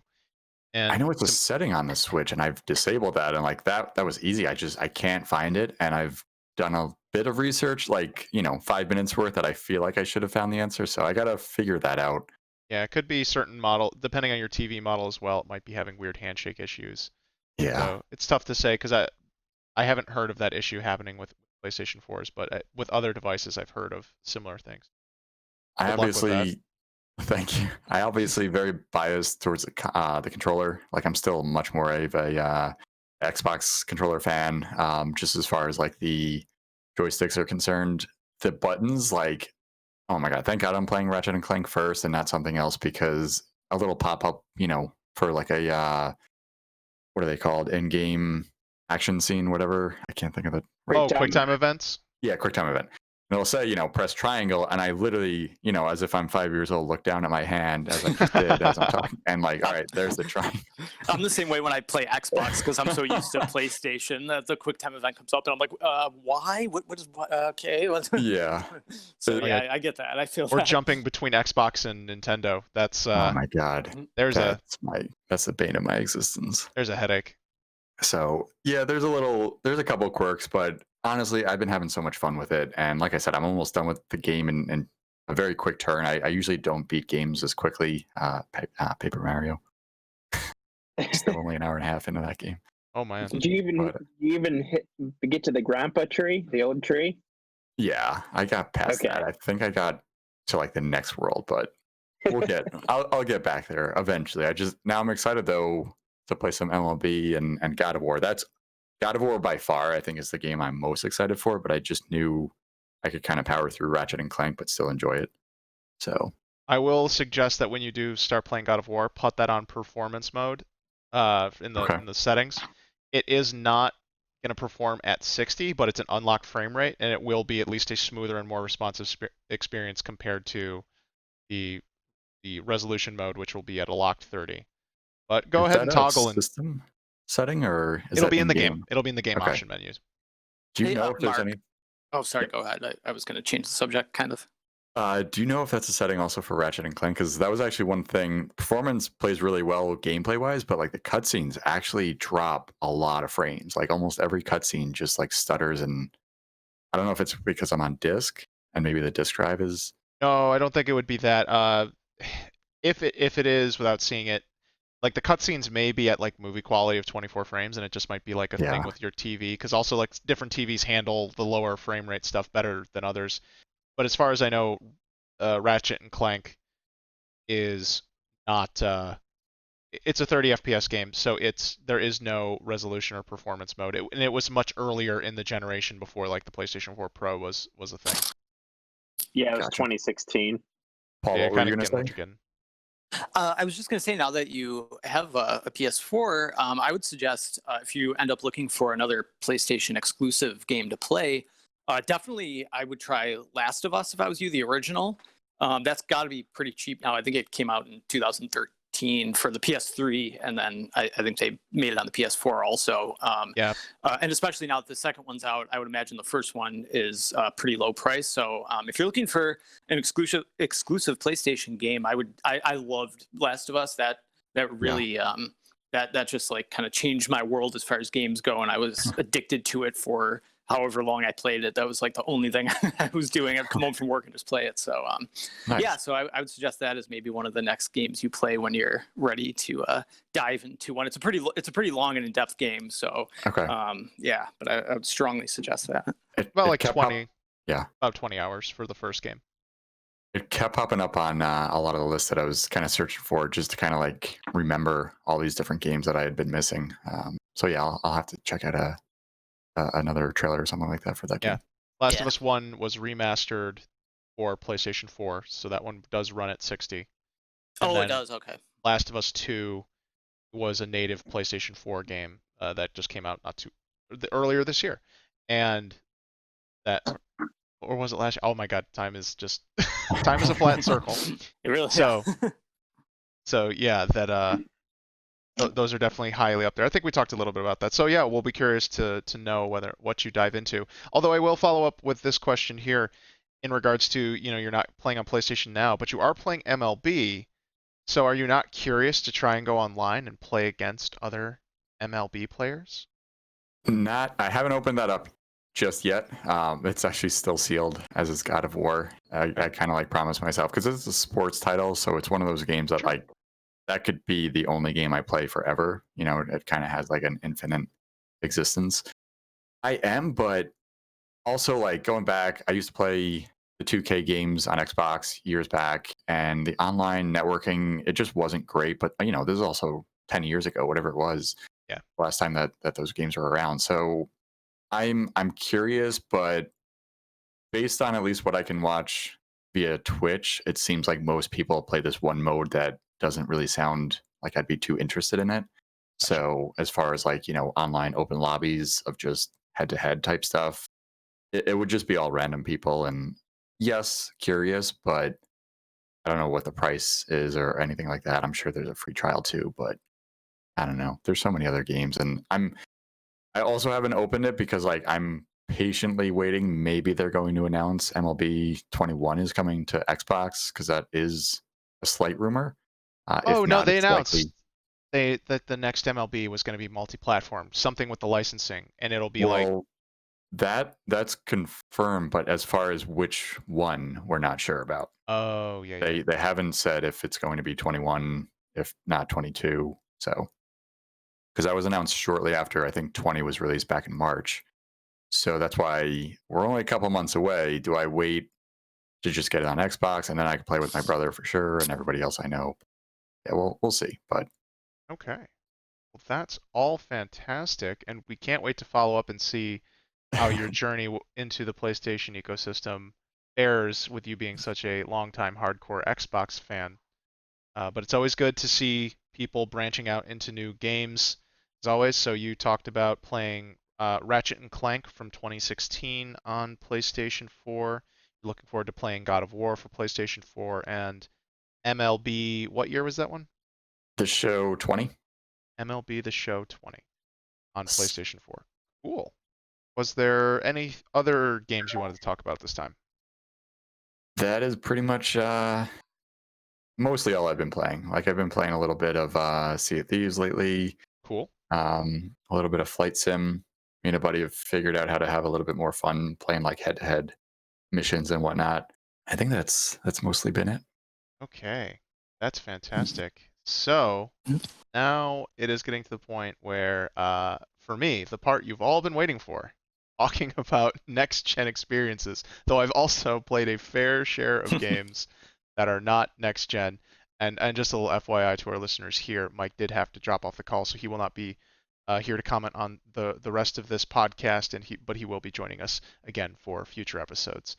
So thanks for being here today, Mike, for as long as you could and sharing with us.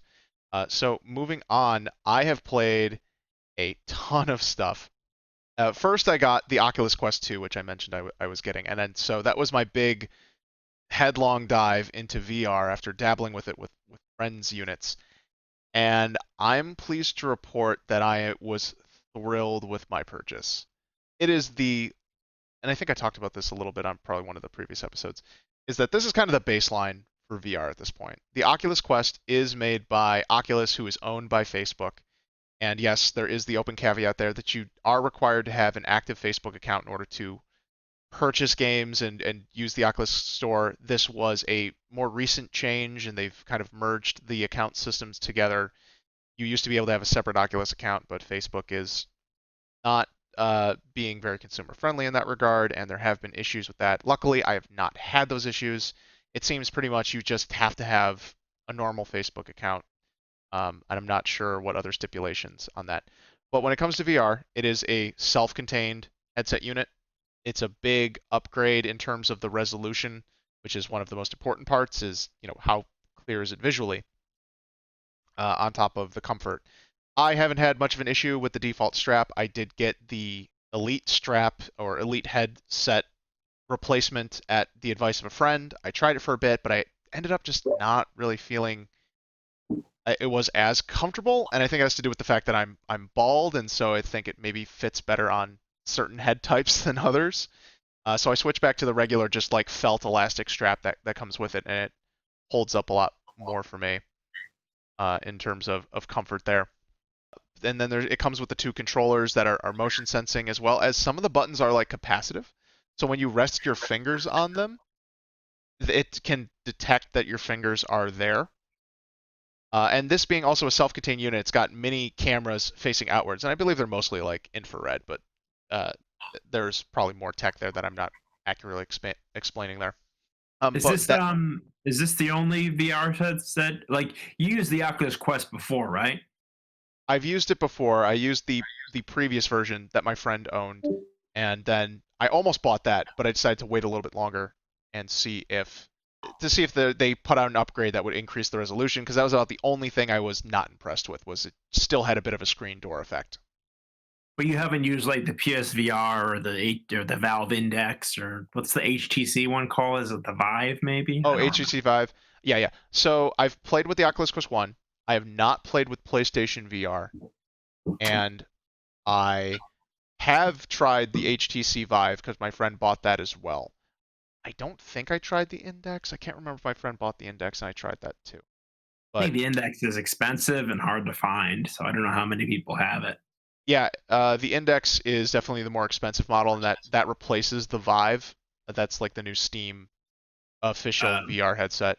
And the big difference with those is that they're meant for room scale, but they're not self-contained units, if I recall correctly. You do have to set up standing like lighthouses, I believe they're called, which are just essentially infrared light projectors that the headset can then pick up on, and you also have to be corded into your PC for them to work. So it's more of an accessory to a PC than it is a self-contained VR unit for those other sets.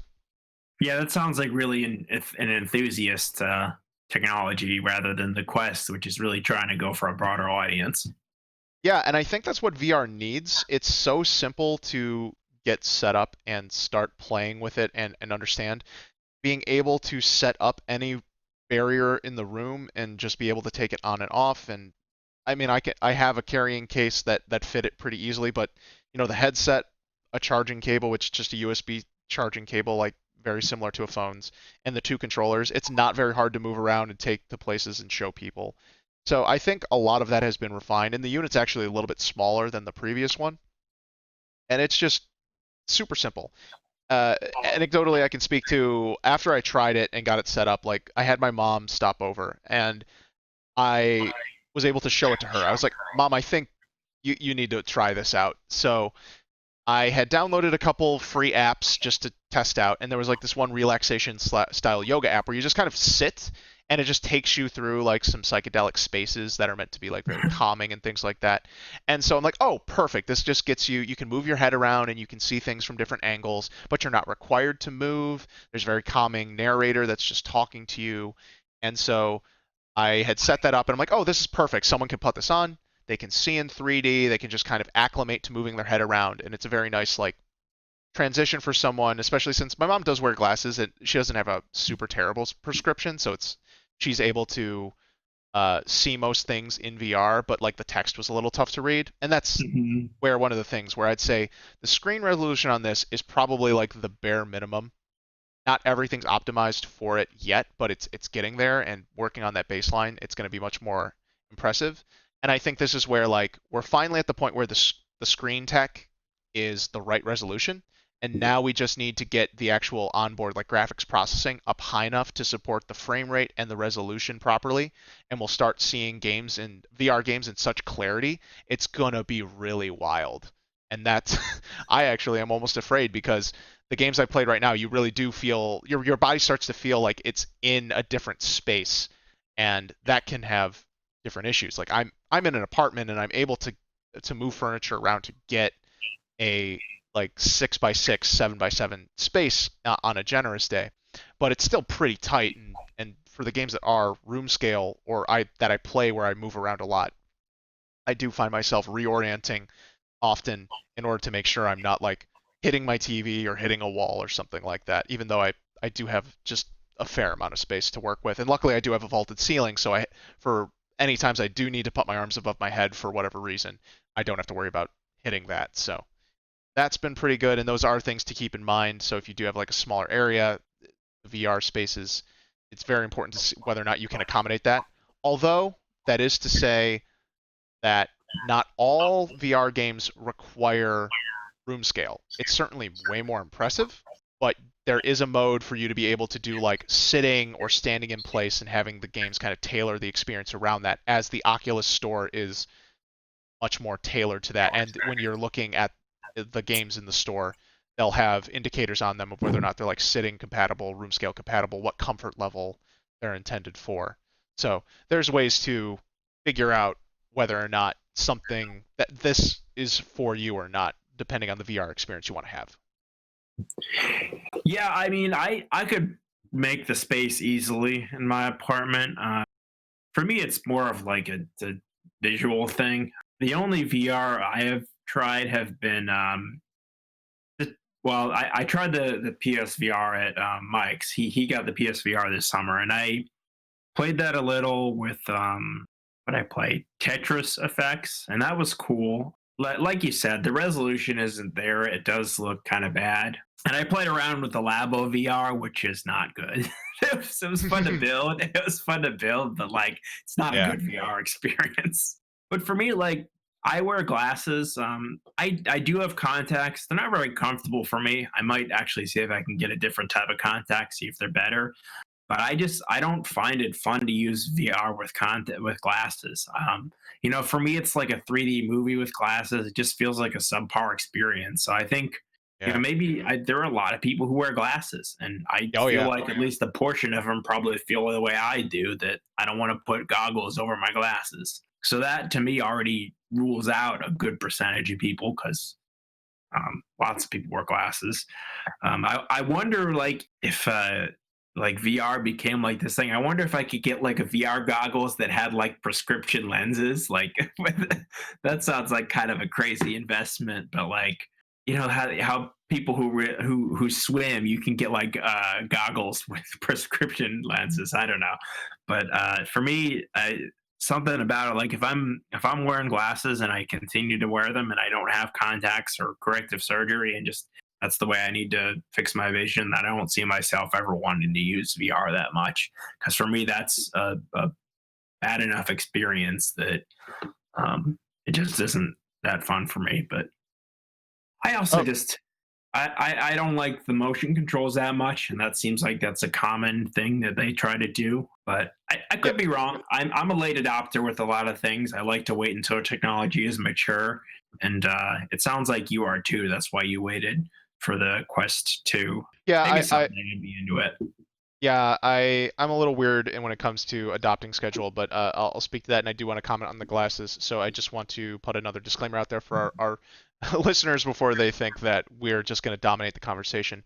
Paul and Mark also had to hop off the podcast, so we thank them for joining us for as long as they could and sharing with us, and they will be on future episodes as well. And we'll see if maybe a follow-up episode is necessary to get more questions and comments out for next gen and VR with them. But going back to what you were saying about glasses. So the Oculus does come with in the box an extra plastic spacer that you can place in front of the lens, because you can pull out and you can replace the natural visor fit piece, and you can get different sizes for that for your face. Okay. And my friend had bought those because he has a slightly different face, so he switched to I think like the larger, smaller one, and he was like, "Here, you can have the other ones," and I tried them, and I forget if I like the small. I'm forgetting exactly what it was. I haven't played the VR in a while because I've been focused on the PS5, but I did play the VR a ton when I had it, because I had it for about 3 to 4 weeks before the PlayStation 5 came out. But there is a glass spacer in there, and it doesn't make much space. I tried putting it in there because I'm like, if I put this in, can I play with just this in, so that way when I have friends and stuff that come over that are trying it with glasses, is this just good enough without it? And even though it doesn't make a huge difference in terms of space in front of your eyes, it seems like it is making a significant impact. Like that level of distance from your eyeball to the lens just does impact the clarity just enough to throw off the experience. So Mhm. I did take out the spacer, and I don't use the spacer now. When it comes to the prescription lens, I thought I heard like some of the VR headsets, but not all of them. Like you can get either like more things like that or something akin to that, but they are expensive to get like a Yeah, prescription you did, fit. and it's expensive for like a headset that probably doesn't follow any standards. So when it's outdated, you're gonna have to get a different lens because Yeah. it's just to have a different fit. So Yeah, so the Oculus does have this thing where it you can adjust the lenses horizontally in order to properly align with the width of your eyes in your yeah, your face. pupillary distance. Yes. So luckily I have like the ideal middle setting in terms of my eyes, which, lucky me. But there is only three settings. It's not like analog where you can kind of slide it and make it fit. I There's see. it snaps into only three, which I don't even understand why they don't have it on like an analog slider. I've used Yeah, a like a different. little dial, like you used to adjust the strap on the back. Just turn the knob.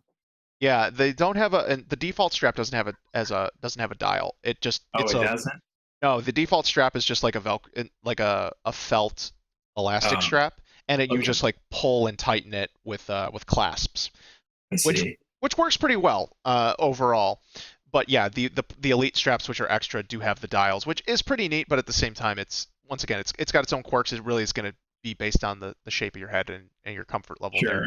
So mileage may vary. Although the elite strap is the only way to get an extra battery, but I wasn't quite comfortable with strapping a battery to my head because while catastrophic failure is supposed to be rare, I was just like, you know what? I don't want to put something extra like that on the back of my head. And at the same time, I wasn't sure what my stamina was going to be like with playing VR. So I Mhm. was like, let's see how much time I can get out of the default battery before I do that. And that's another thing where with the amount of time I can play VR, I can get about 3 hours out of a full charge on the Oculus. And the battery will drain more or less based on how intense the game is because there's certain games have more intense settings and things like that. So but you're between 2 to 3 hours, which I find is actually quite ideal because I'll get sweaty and I do clean the headset, but like I work up a sweat or I just get tired from standing and moving around and I'll play for like 20 minutes to half an hour and then like I'll pause the game, take it off for like 5-10 minutes and take a break and like sit down and then I'll come back and get back in and I'm enjoying and finding myself, engaged in the experiences that I have played, but I do get worn out. And so after like 2 to 3 hours of playing that, I'm like, okay, set it down, let it charge, and I'll come back to it in a couple hours and stuff like that after I've rested. So I feel like it naturally does get a good pace for me personally with the battery length that I have available to me. So I haven't found that really inconvenient, despite the fact that it would be nice if the battery did last longer. And that's something they'll just figure out over time. But overall, like this is the right package.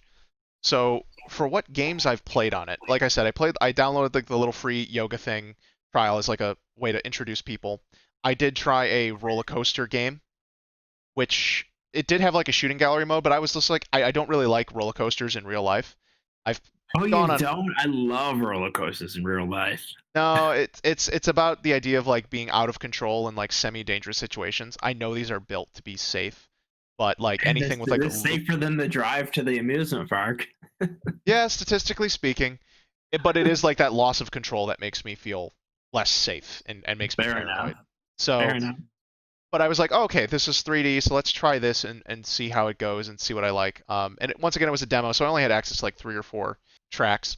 I tried one that did have a loop-de-loo, and it wasn't that bad actually. I was like, okay, this is like a mountain canyon and I'm just roller coaster, and you get the feeling that pit in your stomach when you're going up and going down. And I did have a little bit of motion sickness, and the game does have like a little red crosshair at the tip of the roller coaster cart, so that way you can focus on that to help reduce sickness, which does work. It's crazy, but it works. Interesting. And I was able to sit through it, and I'm like, okay, this wasn't too bad. And then I tried a different one that was like a dinosaur themed one, which I think was way cooler, and it didn't have any loop-de-loops. So I figured, oh, this is going to be way easier. But it turned out it did a lot more sharp turns, or it did a lot more like snake style curves and turns, and that Hmm. actually ended up really bothering me, and I had to actually pause and stop doing that and take it off, and I was like, I can't do that. At the same time, I was tired. I did try it at like the end of the night. I had been playing, and I was like, you know what? I'm just gonna try this for a couple minutes and just see how it goes. So motion sickness, like I did get motion sickness from reading in the car way back when, and that's not so much a thing anymore. And so here there's an adjustment period, but ultimately I have been enthralled with the experience, and I've kind of gotten like my sea legs for VR. So my VR legs are now intact, and that leads into my starter VR experience. My first real game I played all the way through was The Room VR. Let me see what the subtitle is. The Room series is mostly a puzzle game series on mobile that has like a horror theming to it. So I'd already played 3 of those mobile games, and so I knew I was excited that these guys were making a VR game because it was going to be good, very good puzzles. So okay, it's called The Room VR: A Dark Matter for those who are interested in playing that. And you can play room scale or you can play sitting down, because the way the game goes, and it's similar to the mobile, is you don't have free movement. Instead, there's just points of interest, and so you transition between those points, and then you interact with puzzle elements that are like at pedestals or at specific points, and then you just dart between those different points to solve the puzzles and move forward, and so there really isn't movement. So it's a great starting VR experience, in my opinion. And it was great because I didn't really have to deal with motion sickness, but it let me acclimate, because you can move around a little bit. Like you can turn your body in place, you can look up and down, and move your head around, and you do have room, and you can play with your hands and grab different objects and things and solve the puzzles. So I was super impressed with that. I couldn't believe how some of the interactivity just kind of felt so natural to my brain. The best way I could say it is it really felt like, for that game, I was in like a Disney attraction.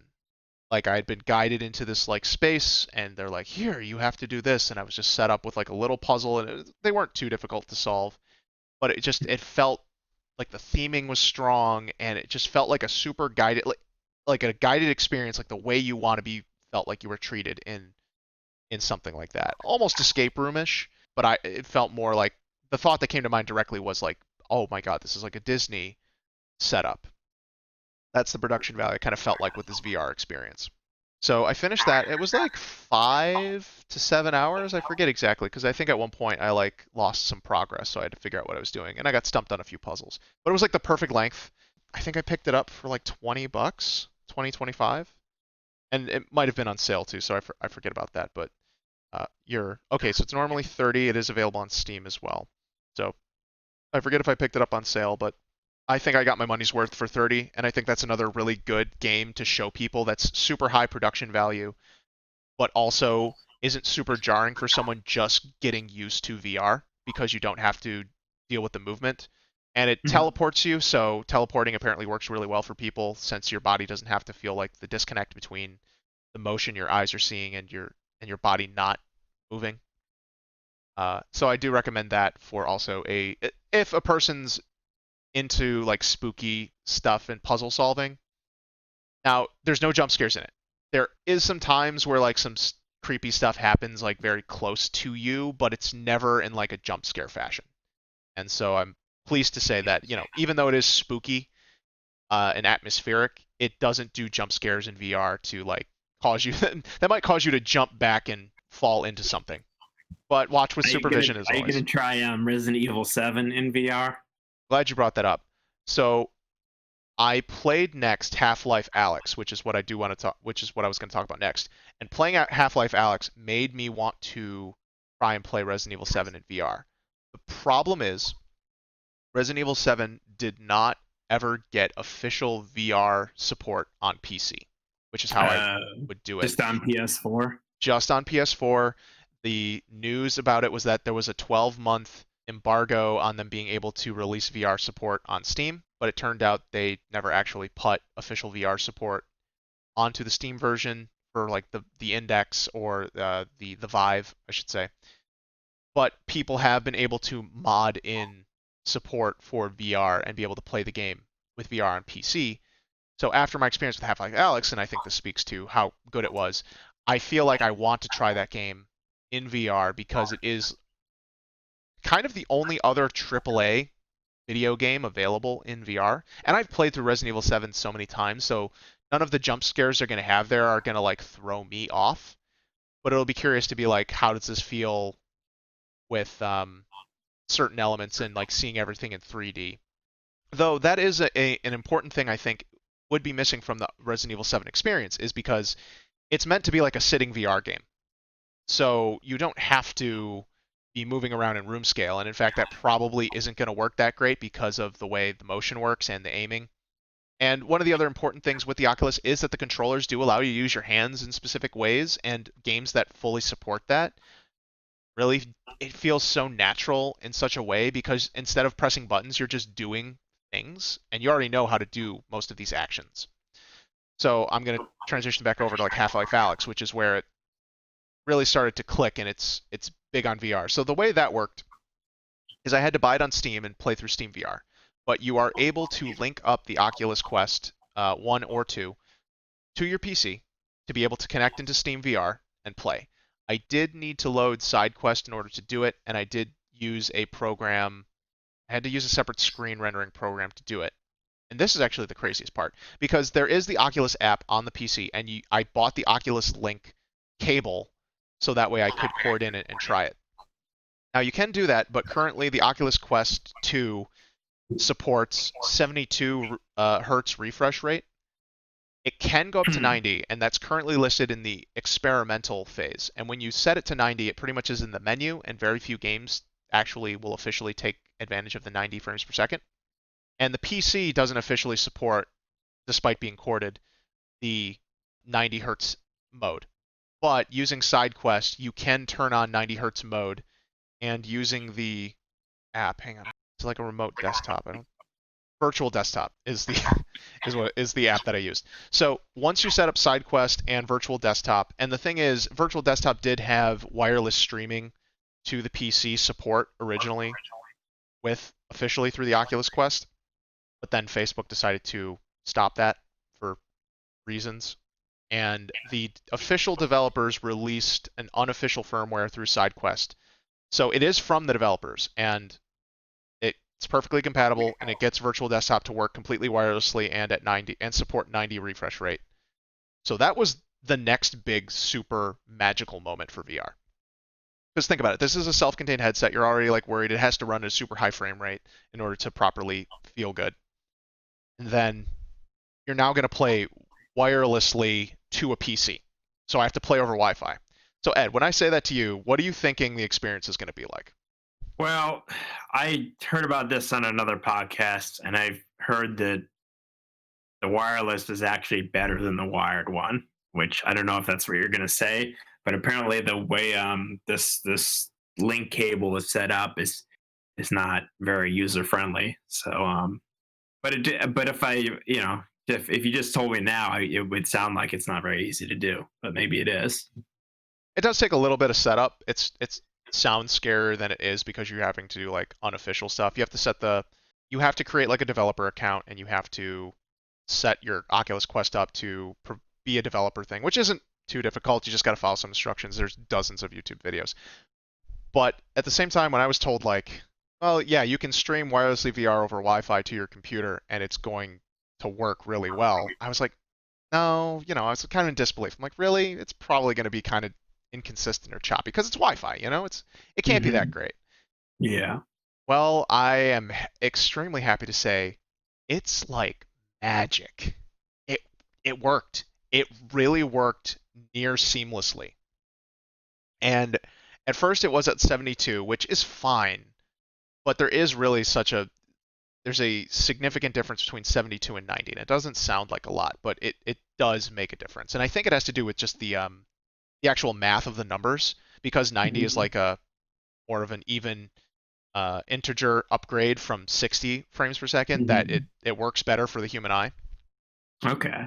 So I think that's part of it, but I'm no scientist when it comes to that stuff. I'm just kind of guessing based off of my. You're not a scientist? I'm not. I wish I was. It'd be great. Maybe I'll do an experiment someday just to call myself a scientist. But yeah, I set it up, and once again, I'm in a small apartment, so my router's really close to me. It has 5G connection. My computer is wired in, which was important to run an Ethernet cable to it. but it worked like magic. It was so smooth, so responsive between my computer and my headset. It was incredible. And then when I was playing, I booted up Half-Life Alyx. I did try some other games, and there was some weird connection issues in games, but it's hard to say if it's the game or if it's the connection method. And this is like really my only way of telling what the experience is like. And when I Googled these issues, because when I did play Half-Life Alyx, for the most part, it was fantastic. I did try it at 72, and it was okay, but it seemed way choppier. And when I put it to 90, it seemed way less choppier, and so it was far more playable. And like I said, like when I was on the desktop or navigating between apps and things like that that weren't heavy, or I did a little bit of web browsing just to test out the responsiveness, everything felt snappy. And for the most part, like when it came to like moving around and playing Alyx, it wasn't like responsiveness that wasn't there. It felt responsive. I felt like I was moving my hand and it was one-to-one. So there was no like perceptible delay to me in terms of controls. It was just like, I don't know if it was like visual rendering, and if it was and after tweaking some settings, like it was all there whether I turned settings down or if I cranked settings up. So it's hard to say if it was streaming or if it's just because maybe the game's not fully optimized and maybe it's, I'm not using a very official method to play it. So there was some choppiness here or there, but it was inconsistent. And overall, I played Half-Life Alyx, and it very much is like a Resident Evil style game. I'd equate it more to like Resident Evil 4 because you don't really stay in a space for too long and like get to learn the layout and solve some puzzles and open up new things. It more keeps you moving from zone to zone. It's a very linear style story. But it was like 12 to 15 hours, I think. I forget how much I played, but it was a good sized story. And is it a horror game? I'd say it's very much the similar tone as like Resident Evil 4. So it's kind of horror themed because if you've played Half-Life before, and I haven't played much Half-Life, I've only been exposed from the I played parts of Half-Life 2 and I played parts of Resident Evil 4. I just remember Resident Evil 4 getting my head sawed off and kind of dropping off from there. Yeah. That can be discouraging, but you got to push through. Yeah. So, yeah, I only know Half-Life from what I've been told and some of the videos I've seen, and I know it's super renowned in the video game community and the impact it's had on the video game industry. So, from that regard, I was very curious, and once people were, made the Resident Evil comparison and whatnot, I was like, okay, I got to try this, and it's like the big AAA video game for VR. So you get a couple weapons. You don't get a ton. You get a pistol, a shotgun, and a machine gun at some point. And so just talking about like the pistol, you reload it like kind of like a normal pistol. You press a button to eject the magazine. You reach behind from your backpack, and since you have the gun in your hand, it automatically knows to take from your inventory a handgun magazine. And so you have that. You can take the magazine. You can drop it on the ground. You can actually like mess up and you like drop it because you have to hold the right buttons. But then you basically motion to, like you would loading a handgun with a bottom loading magazine, as you've seen, and slide it in, and then you press another button to chamber the first round. And so you have to do that, and you always chamber around. So while the handgun typically holds 10 bullets in the magazine, it does hold a 11th in the chamber if you do that right. Okay. So that's pretty neat. And then the shotgun also you load it like 2 shells at a time, and you have to like keep motioning to do it, and you press a button to have the chambers snap open from the handle, and then you load it in, and then you snap it back up with your hand gesture, just like how you'd imagine you would, like a badass to get the shotgun reloaded. The machine gun loads a little weirdly. That one's meant to be a little more alien, but it's still there. The thing in the aiming and whatnot, perfectly fine. I found that so natural, and like even doing like the things you do in real life, like squinting one eye to get a tighter view and more accurate, and I felt like that. And you get upgrades for helping like aiming and things like that. So you can eventually get laser sights for most of the things that help with that. But it felt very natural, and you can do things like you can look in one direction and aim in another. Although with the headset, since your peripheral vision's kind of cut off, you don't turn too much, but it didn't feel like it was too difficult to manage. I was able to hold you hold your gun in whatever your dominant hand is, and then you can pick up other objects with your left and just do things. So like you can pick up certain objects in the environment, and so you can't attack enemies with them, unfortunately. They didn't program in for like melee weapon physics, but you can use it for like blocking enemies or holding them back, or you have these wrist pockets where you can store certain items like health syringes. So like while you're shooting, you can use your left hand to pull out the syringe and then inject it in to get some health back and just throw it down on the ground, and things like that just feel super natural. It was also cool because like when you're moving around the environment, in order to help give you that tactile feel when you're touching like physical objects, the controller would vibrate a little when you touched something physical. So it kind of gives you it gives you enough responsiveness to interact with the digital space. Your character will stop moving if you're getting too close to a wall, so you can't push through the wall. Although you can since it isn't an actual physical object and there's no rumble in the headset, you can still lean your camera out of the physical thing, but then it like does like a big white screen, or for the Oculus with the cameras, it goes into like an out of boundary zone and things like that, and the game will warn you like, hey, get back into the normal boundary. You can move yourself around with the left analog stick, and then you can also walk around since it's detecting both. And then you can tilt control and things like that. And you could do teleporting control if you really wanted to, but I tried both, and I felt I wanted to get rid of the normal, get used to normal smooth moving because of the way that game worked. And it took a while. At first, I did definitely feel like my body was being like dragged places while I was moving, but eventually I kind of like figured out a stance, got used to the idea, adjusted speed settings and smoothness, and I was able to move around. And I would like turn my head in order to like act as like the right analog stick, and use the left stick to basically move my body around, and I had no problem while I was standing. It took a few hours, but it eventually I got over it, and it felt really good. And of course you can like stand up and duck behind cover, so that was really cool to dynamically do that and like move your body to like dodge bullets and things like that. Yeah, it sounds like a pretty good VR game. Is there any like specific game or franchise that you would like to see in VR? I guess Resident Evil would be one of them, but that's not necessarily on PC. But what would you like in the future out of the Quest? That's the thing. Just about anything in first person can work. That's what I kind of realized, is it really does work really well for first person. I am trying to find some games that are more like third person. So I do want to play Moss, an Oculus Quest, where you're basically kind of looking down overhead at a mouse, and the mouse kind of does stuff, and you'll interact with the environment, kind of like it's a diorama.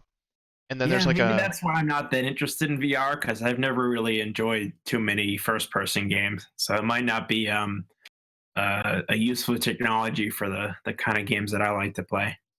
It does add something, and that's the thing. It's hard to describe other than it gives you that sense of presence. Also, using your hands for moving around and interacting with objects is really cool. And that's something I also wanted to touch on, is one of the coolest things with Half-Life Alyx is that just about everything in that game is physics bound. So you can you're supposed to scrounge for like resources and things, and so you can pick up all these boxes and move things around. You can stack them. You can jump on things. There's a flick command with the right joystick that you can use as your jump, and that you can kind of use as like a teleport or like a dash when you really need it. And I didn't find that too jarring. You kind of get used to that in like a couple minutes, and that's good for using that to move around and do stuff. Oh yeah, it's also really cool, like, because this is something you typically can't do in like a first-person shooter on like a controller, which is I can aim behind me and like shoot something if I really need to, or I was able to like look behind me. I could point my controller backwards and do my jump command in reverse while I was still looking in front of me. Now, spatial awareness is kind of neat, and obviously with the left analog stick, you could always like move yourself around and do similar things. But there's just certain things that we take for granted outside in real life that are movement options that suddenly become available in VR because it has to program in for so much more naturalistic movement.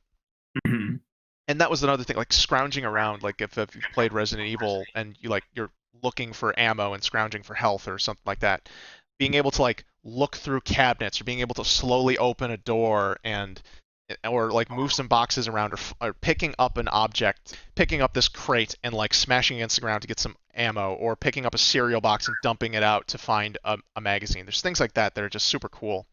And then one of the other gimmicks that they added that's specifically for Half-Life Alyx is this feature called the gravity gloves. And so, or gravity gloves, I think they make a little joke about that. And so that is a VR assistive feature, basically, where you can do kind of like the force. You can do like a force pull for picking up certain objects and items. There was a gravity gun in Half-Life 2. The physics in that was like a big a big draw for that game. I don't know if you know much about Half-Life 2, but that's a feat. They had a gravity gun. Like that's something that has been part of Half-Life before, not just in Alyx. Yes, I'm aware of that, and so I was just trying to get the names right there. But with the you can't. I think with the gravity gun in Half-Life 2, you could like shoot out the objects as well. With these and with the gravity gloves, unless I missed something, you can't shoot things out, and that's because they want you to use the guns as the weapons. But you can pull stuff to you, so like enemies can have ammo or grenades on them, and you can like pull that off them to get it in your hand to be able to throw it back at them or use the health on the fly. Or can you pull the pin of a grenade that's on an enemy? That'd be pretty cool. No, you can't pull the grenade, just the pin. You have to pull the grenade, arm it yourself, and then throw it back. But if they throw an armed grenade, you can use the glove to grab it and then throw it back at them, because there's enough time for you to do that. So there's cool stuff like that. But it is cool because you eventually, once you get used to the gravity glove, you just kind of look around the environment and you just pull things to you and you grab it and you snap it up and you either throw it in your backpack or use it how you want. Like it suddenly becomes super intuitive, and it just feels really good to have the force and be able to pull things to yourself. I was doing it constantly. It was unfortunate that I couldn't like throw things out, though there is another like feature in the game later that kind of simulates that. Yeah, that all sounds really cool. I mean, yeah, it's wild. I'm wondering if I'm being closed-minded here, because perhaps I would actually like a first-person game in a VR context. Maybe I would like it a lot better. And that's the thing, like you were saying with the motion controls. This is where like these motion controls are really good. Okay. And I think that's part of it, is like motion controls, unless they work, they don't really feel that great. But when they work, like they're a game changer. So that's the thing. Like it read my hand motion 1-to-1 how I really wanted it. And there was some little glitches here or there, but for the most part, once I figured out how the controls wanted me to be playing, because there were certain things like they don't want you pulling both triggers at the same time, or stuff like that can throw off the game, and it doesn't really click very well. But once I figured out how the game wanted me to be interacting with the controls, a lot of that stuff became second nature. And that's the thing, like, it's that immersive feeling with the 3D space and feeling like you're in a whole new space where you suddenly just kind of naturally start to play along. And that's what I think is so special about VR, is that it really does kind of get you to play along without you really trying to. Yeah, hopefully I'll be able to have you guys over at some point in the next year, once I'm moved and COVID and everyone's vaccinated or feeling more confident, and I'll be able to show everyone these different games and whatnot. But it definitely, what I said before, is Oculus Quest 2 is where I would say is the best baseline for VR. Hopefully we'll see some other companies really dabble and expand and give some competition to VR headsets for the Oculus, because this is like the only standalone one right now that isn't like for your phone or things like that. Oh, I did play also really cool, like it's in development, I should say. Early access style, like zombie shooter game that said it took inspiration from Half-Life Alyx. So it was also co-op. It had a co-op feature, so I was able to play this with my buddy, and the online worked really good. We were basically like two soldiers just going through like some abandoned labs and stuff like that, shooting zombies. So it was kind of Left 4 Dead, kind of Resident Evil. It was more actiony though, so I'd say more Left 4 Dead.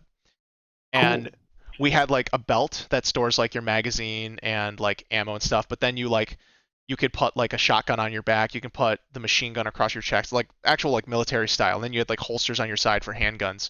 It had like the gravity gun style thing where you can draw ammo to yourself, and then you reload your guns using gestures and things like that. Also, you got to pull and climb and crawl. You have to for some areas. So it's cool, and this is like not realistic physics, but essentially for getting around certain areas, you like have to pull yourself up pipes, and then you could also like freeman, or how would they say it, like hangman, climb your way over, like on like jungle gym bars where you like, Oh yeah, yeah. yes, so like either doing that Monkey where you're going, bars. yeah, monkey bar kind of like straight line, or doing it from the side. You know how you could like side hand it if you were brave enough. So you Mhm. can like do that, and it like that gives you a whole new weird sense. But being able to like move around in those areas in first person, on top of like we were naturally covering each other's backs or being able to shoot over people's shoulders, and it's just with that motion control, it's way more accurate to aim. So that was a super fun experience as well that we got to do in VR that I was like super impressed with. And yeah, I just think, to now looping back to your question, not that I think Resident Evil makes the best first person game, although it can be fine. So I'm not opposed. Like Resident Evil 8 is going to be first person. So I wouldn't really be opposed. But like BioShock would be amazing in first person. I'd love to see the first BioShock remade for VR. That would be really fun. I don't think a super fast-paced game like Doom would be that great. I know there's like the Doom VR, but that's I think more of like a shooting gallery style. Or something like On Rails can work fine. I think slower pace stuff for now, until they can get the frame rate a little bit higher up, more stably, and also some clarity, because I think those things for different visual disconnects are going to affect people differently. And as they get the clarity higher, like it will be more immersive, which is going to be weird, but I think it'll also be less jarring for people's brains. Because even though I think the resolution is really good, well, the actual like screen resolution is really good. The games have to now be able to get to support it fully. On top of that, there's no way to adjust the brightness setting on there, so certain things can kind of look off when it comes to color and washed out. But I think that's also something they'll just kind of work on as they go forward. Oh, and that was supposed to be one of the advantages of the PlayStation VR, is that they actually use OLED screens in their lenses, so they can Oh, I have didn't better know that. contrast ratio. But Hmm. I having not witnessed that, I can't really speak to whether or not that's noticeably way better, or if they crank up the brightness too, so it may not be quite as good. But yeah, there's hope for that kind of tech to advance. And yeah, the lens work needs to be. There's other practical stuff that needs to be worked out for both people's comfort, people with glasses, I think, and just getting the tech to the point where it works portably, so we can have more self-contained, powerful headsets. But I would say once again, Oculus Quest 2 is like the best starting port. Yes, the Facebook stuff sucks. If it bothers you, it's fine to skip it, wait for something else. But if you're looking to try it, that's the experience where I'd say is the best starting point. Yeah, I guess if I felt like I wanted a VR game, one of the only first person games that interest me were the Metroid Prime series, Mm-hmm. and I'm looking forward to Prime 4, but I don't think Nintendo is going to have the tech to do good VR for a long time. Maybe Metroid Prime 5 in like 10 years will have it, which I'd be in line to play that. But I do hope that Sony doesn't give up on VR. PlayStation VR it seems like it's good just because there is a lot of support for games and it's not too much of a project. Like all the stuff you described with getting it set up and wireless, I'm sure I could do it. I'm not really big on tinkering and doing all that manual work. I like that consoles typically are pretty convenient to use. So yeah, maybe the next PSVR will be wireless and have all that new tech and OLED and 90 or 120 hertz. I mean, I don't know. Maybe that's why they're holding off on making another one. They've already made this really expensive console. I'm sure they don't want to do another thing. But Yeah, it sounds like the Quest 2 is a much further along than any other one, except I don't know how the Valve Index is, but that one's a lot more expensive too, and it's not standalone. So I guess you would have to make trade offs either way. yeah. The index is way more niche and like high end. So Yeah. and I think actually the Oculus Quest 2 does have higher like lens resolution at this point, but Mhm. that's just kind of due to Okay. timing. Um, Yeah. like I said, like I jumped through some hoops in order to play Half-Life Alyx, but that's because it was an experience I could have. But by no means do you have to do that in order to appreciate the Oculus Quest 2, and there's more and more stuff coming out and being curated for that. So you can just treat it like a console. Like this is like technically the first VR console is the Oculus Quest platform. Yeah, And but do I want to miss out on Half-Life Alyx? That sounds like half the that actually does sound really cool. I want to play that. yeah. Well, the It'd be thing is nice if also it came to the Quest. well the thing is Probably won't. it'd be great. Yeah, it probably won't, but it would be cool. the thing is, you also need a gaming PC in order to do it.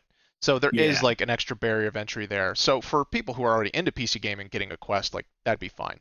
But for Mhm. the general audience, like it's just not something that's really going to register for them. And there will be experiences, and I think there will start being equivalent experiences, smaller, but to the level of fidelity in terms of like what I was saying, like with the aiming, the shooting, the interacting with objects. I've already started to experience some of that, and there's still more games for me to try out that will give me samples of that. Maybe not at as high quality, because there's not necessarily real cutscenes, but there are some cutscenes that are like, story beats, and you talk to NPCs, and there's animations and things like that that are in like a high production thing.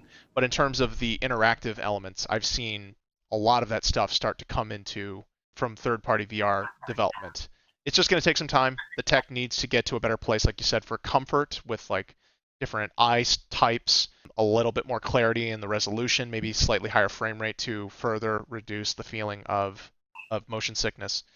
And the controllers will still get a little bit more fidelity here and there. Like the one funny issue I have with the Quest controllers, and this is more of like a representation thing, because the headset can pick up the controllers. Like they can see it, they send signals back and forth, and that's all part of them detecting each other. But the thing is, like, your representation when you're seeing it isn't quite as accurate. So a lot of the times when I try to like move my hands together, what'll end up happening is I end up touching the controllers together physically before the actual imagery that I'm seeing inside VR would be touching. So sometimes, and there's not too many motions in which you have to do that, but just there's times accidentally where I might have a reason, or like I'm saying, like when you're reloading the gun, where visually inside the game it looks further apart than the way it is in real life. So there's little things like that that they still need to tweak and refine. So waiting, I don't think there's any reason to jump in right away. I would just say if you are curious and got the itch and maybe have the disposable income and want to try something, like that would be my best recommendation, is Oculus Quest 2 versus other stuff.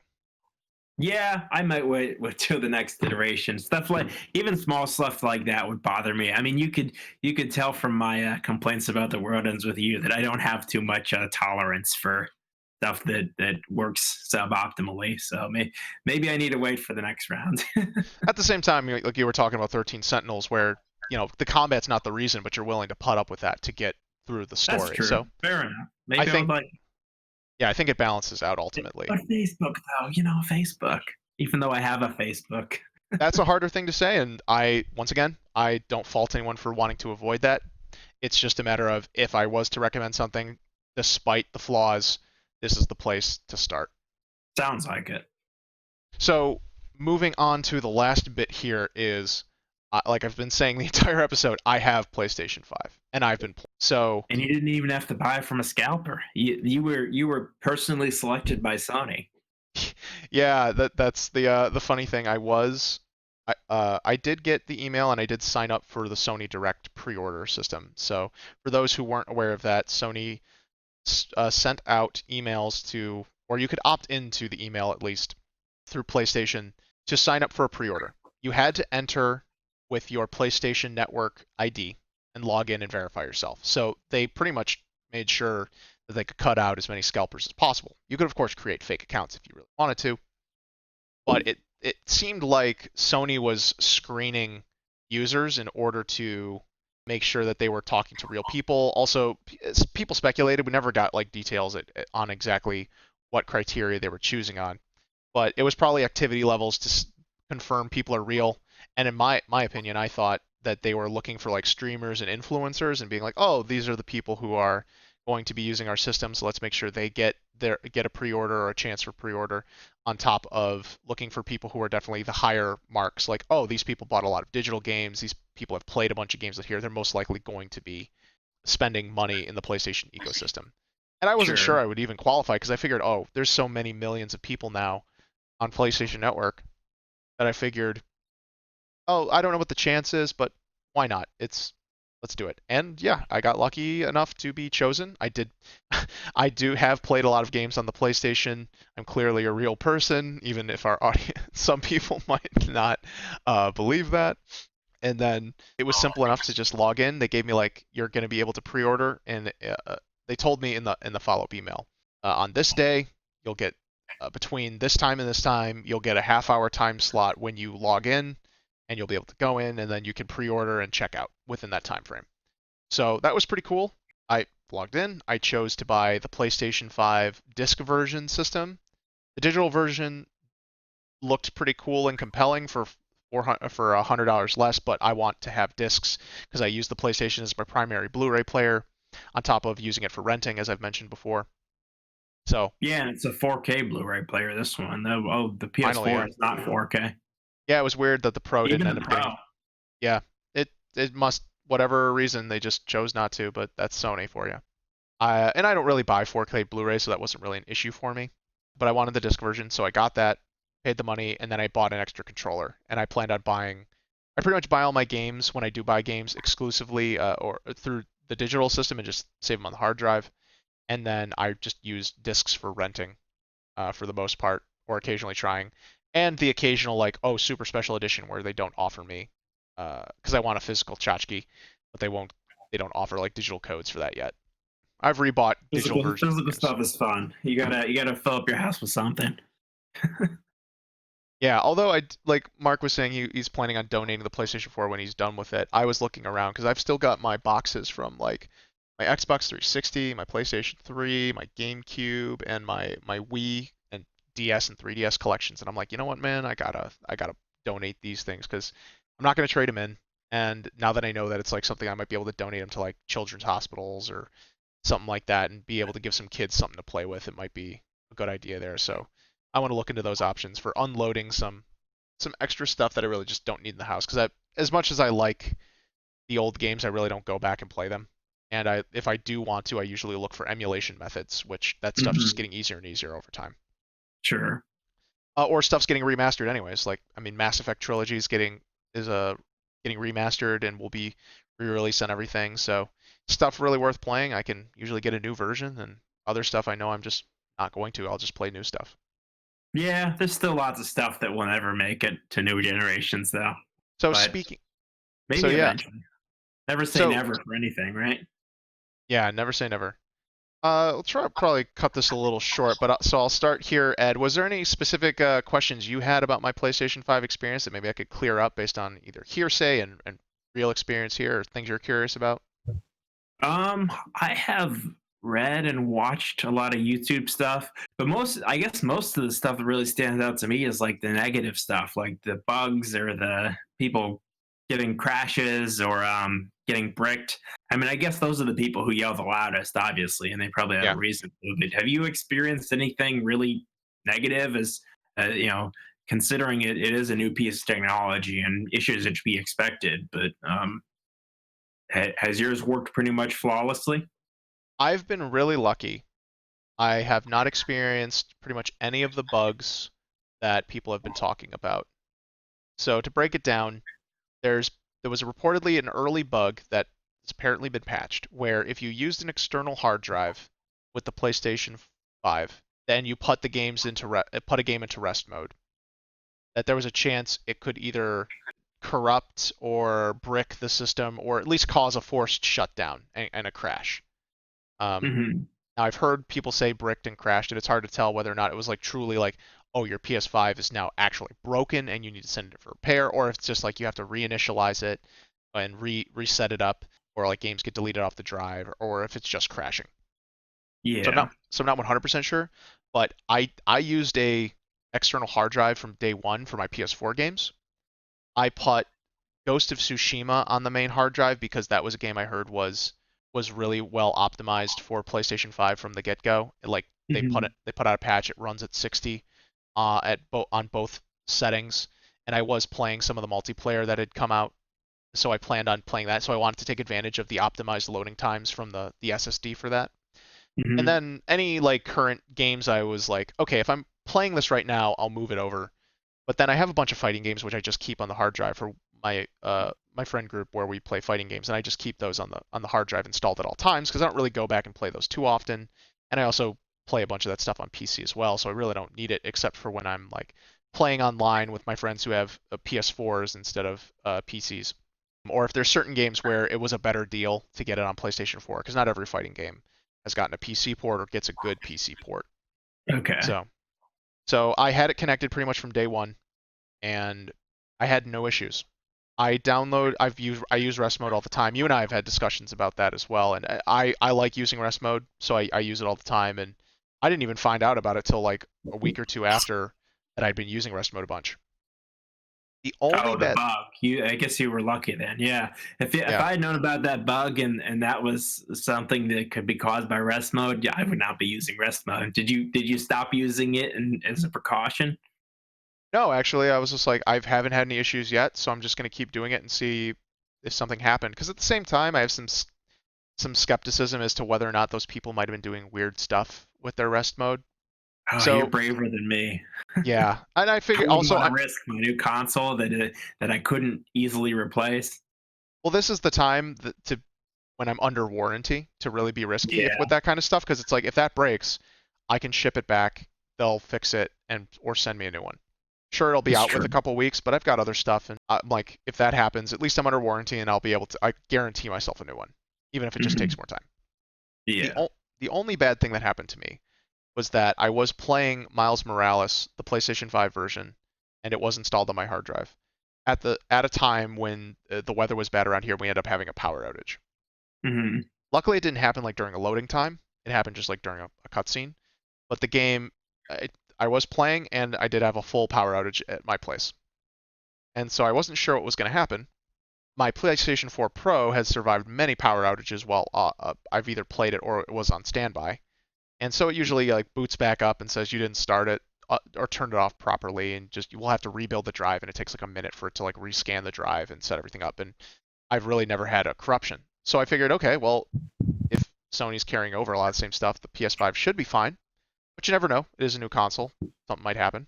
When the power finally did come back on, almost 24 hours later, I tried turning it back on. Stuff came on the screen and said like, "Oh, hey, you didn't turn it off properly. The drives might be corrupted. We have to check and reinitialize everything." And I'm like, "Okay, well, let's see what happens. You at least turned on." So that was, a good start there. I let it do its thing, and it rebuilt the drives, and then it got me back to the main menu. Now there was some weird like staticky screen stuff in the middle while I was doing it that I was just like, "Uh-oh." But I just like pause and give it like a couple seconds to see if it's really stuck. And it got me to the main menu, and I was gonna go try and go back into Miles Morales and see. And as I toggled over, my system did like hard crash and turned Oh no. off. I was like, oh god, here we go. So I was finicking with it, and then I noticed like the light would turn on, and then the screen was all black, and then the light stayed on, and my controller was on, but I wasn't seeing any pictures, and I was like, what the heck? And I did like a hard shutdown. I tried like unplugging the HDMI, replugging in the HDMI. I tried using a different HDMI cable, and I was like, did I fry the HDMI cable? And what I did was I ended up taking my PC cable, which is a high-end, high-speed cable as well, and I switched that onto my PS5, and I was able to hmm get the screen. So I'm like, oh, is it the cable that's just broken? Because I think like these newer cables might have some chips in them or something. So I wasn't ruling out that something could have been fried there. Which great that the system isn't fried. Yeah. So then I switched back to the cable, the regular cable, and I just kind of made sure I pushed it in securely, and then it booted up just fine. So I think Okay. like there is like a little more of like a security fit to connecting the HDMI to the PS5. It's like it hits like a halfway point that's a little tight, and then you gotta like push through to create I like a more see. secure connection. So I think that's what Okay. happened is when I was messing with it or something, the cable might have come loose and it just wasn't handshaking properly. And I've seen that happen with other systems. So once I realized that had happened, it clicked everything back in, made sure everything was secure, and it was fine.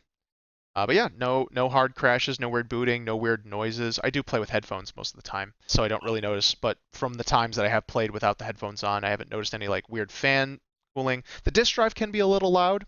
From like the 2 games I've played where I did rent some stuff for PS4 discs and tried them, it can be a little loud, but it's not distractingly so. And it's a disk drive. You gotta deal with it. You know what you're doing.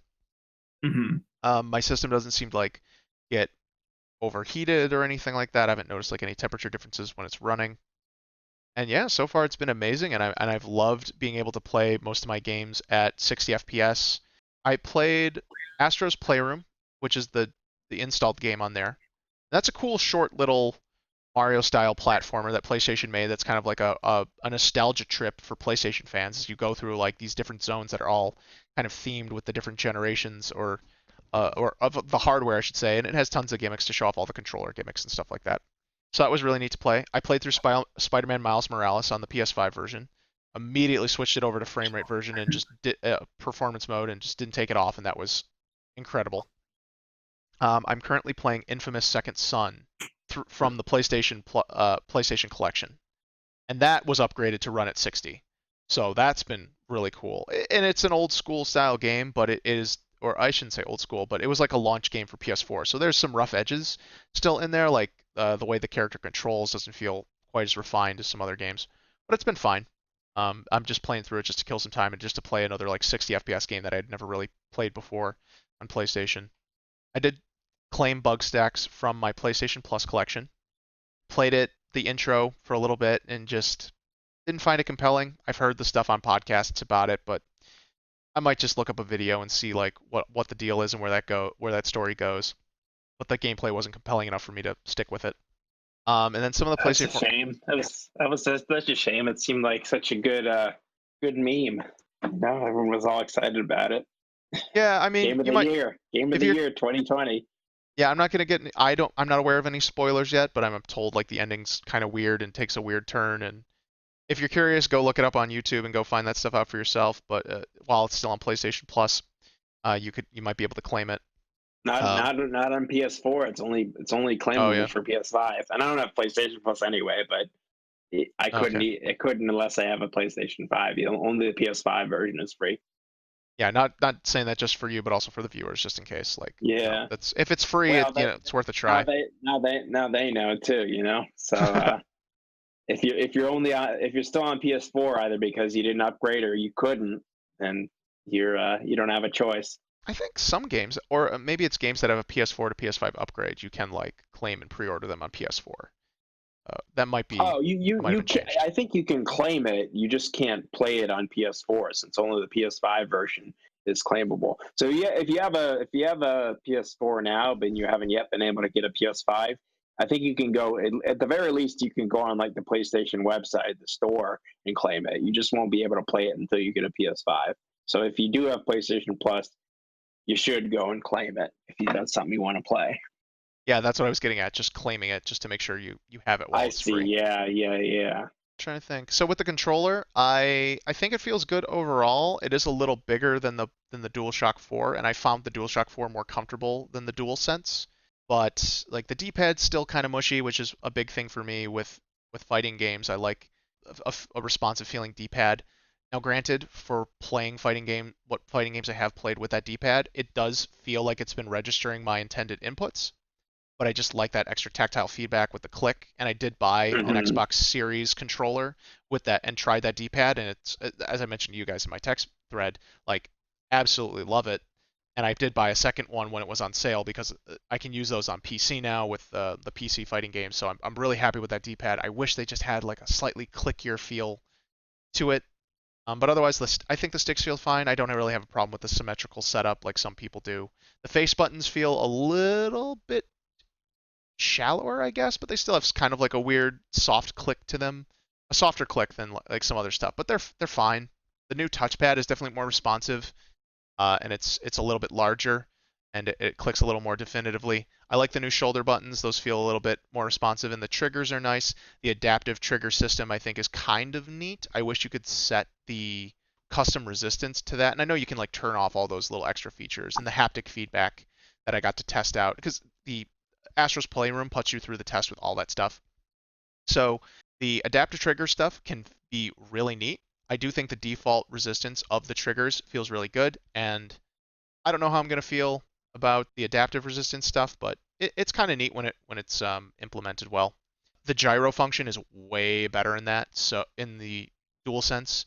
So I look forward to trying and using the gyro support with some of the first-person shooter style games that I might play that are like single players, like if it's a new Bioshock or something like that, because gyro assisted aiming can be really useful. Like if you've played Splatoon 2 on Switch with the gyro Hmm. motion for assistant, it can make a difference for someone who's not that really good at normal first-person shooter twin stick aiming. Sure. Have you played any games besides Astro's Playroom that are exclusive to the PS5? I think the only other one I can think of is or Demon Souls, but I don't know if that's your kind of game. I have It played the looks Dark. beautiful. It looks beautiful. The new one. I've seen even the screenshots of Demon Souls look fantastic. Yeah, I haven't played Demon Souls.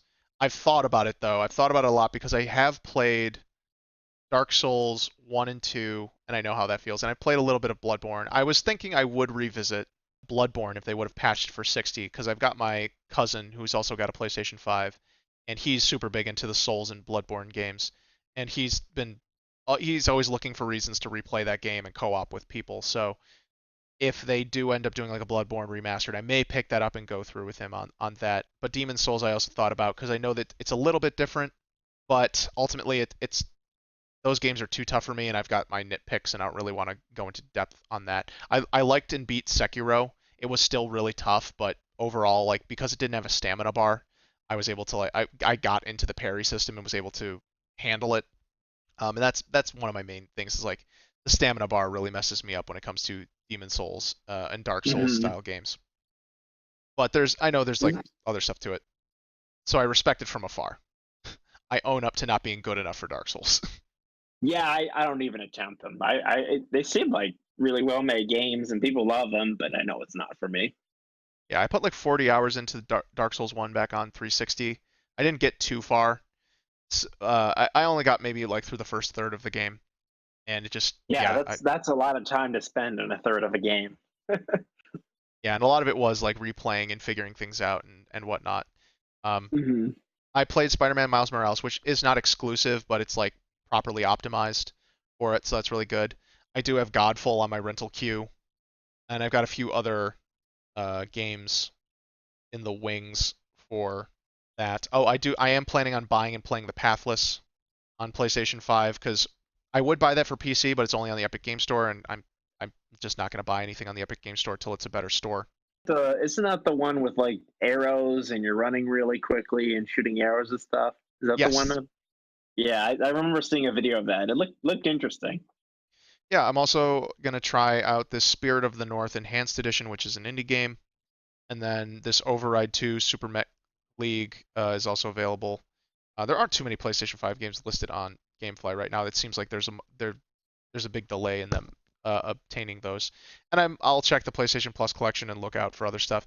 Oh, and then I'm also looking forward to trying. They're going to do like a free beta period. They pushed it back. That car combat game they're putting out, Destruction All Destruction Stars. All Stars. Yeah. Yeah, they're putting out like a free beta period for PlayStation Plus members on PS5 in February.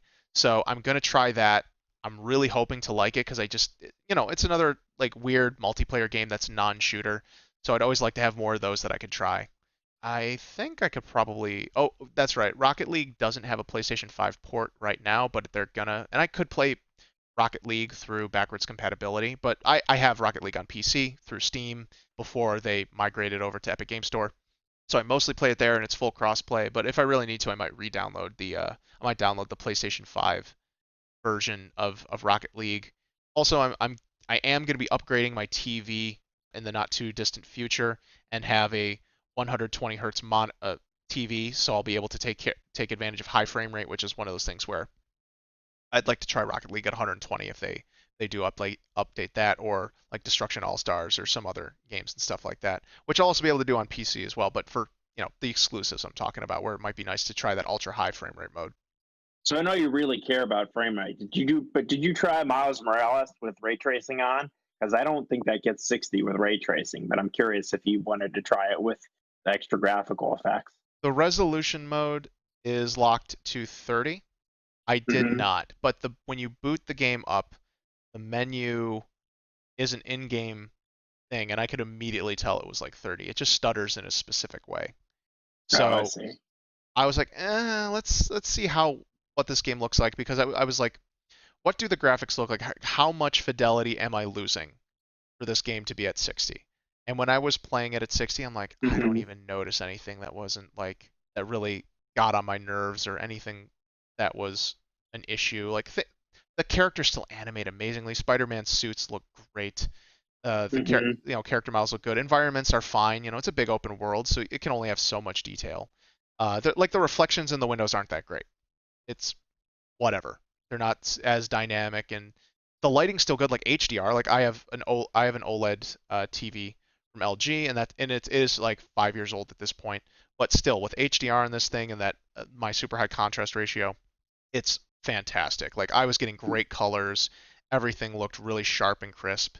So I'm not even sure what I'm missing. And from what I've heard from other podcasts that have done that comparison, a lot of them say the same thing. Like once they try the performance mode, they can't go back. And whatever comparison, it's like I'm not losing. They didn't feel like they were losing on anything, and I feel the same way. Like graphics will continue to get optimized. We'll get better tech, and stuff will just kind of scale up. And I think it's more important to maintain that stable frame rate and graphics to scale to that standard rather than scale frame rate down to resolution, which is, ultimately diminishing returns because things can only look so good at some point.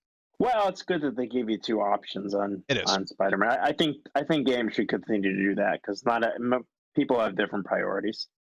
Yes, that is definitely there, and I think as people start to finally be able to experience or like see the difference directly between like high frame rate and low frame rate, I think more people are going to start to care because they now have that way of direct comparison.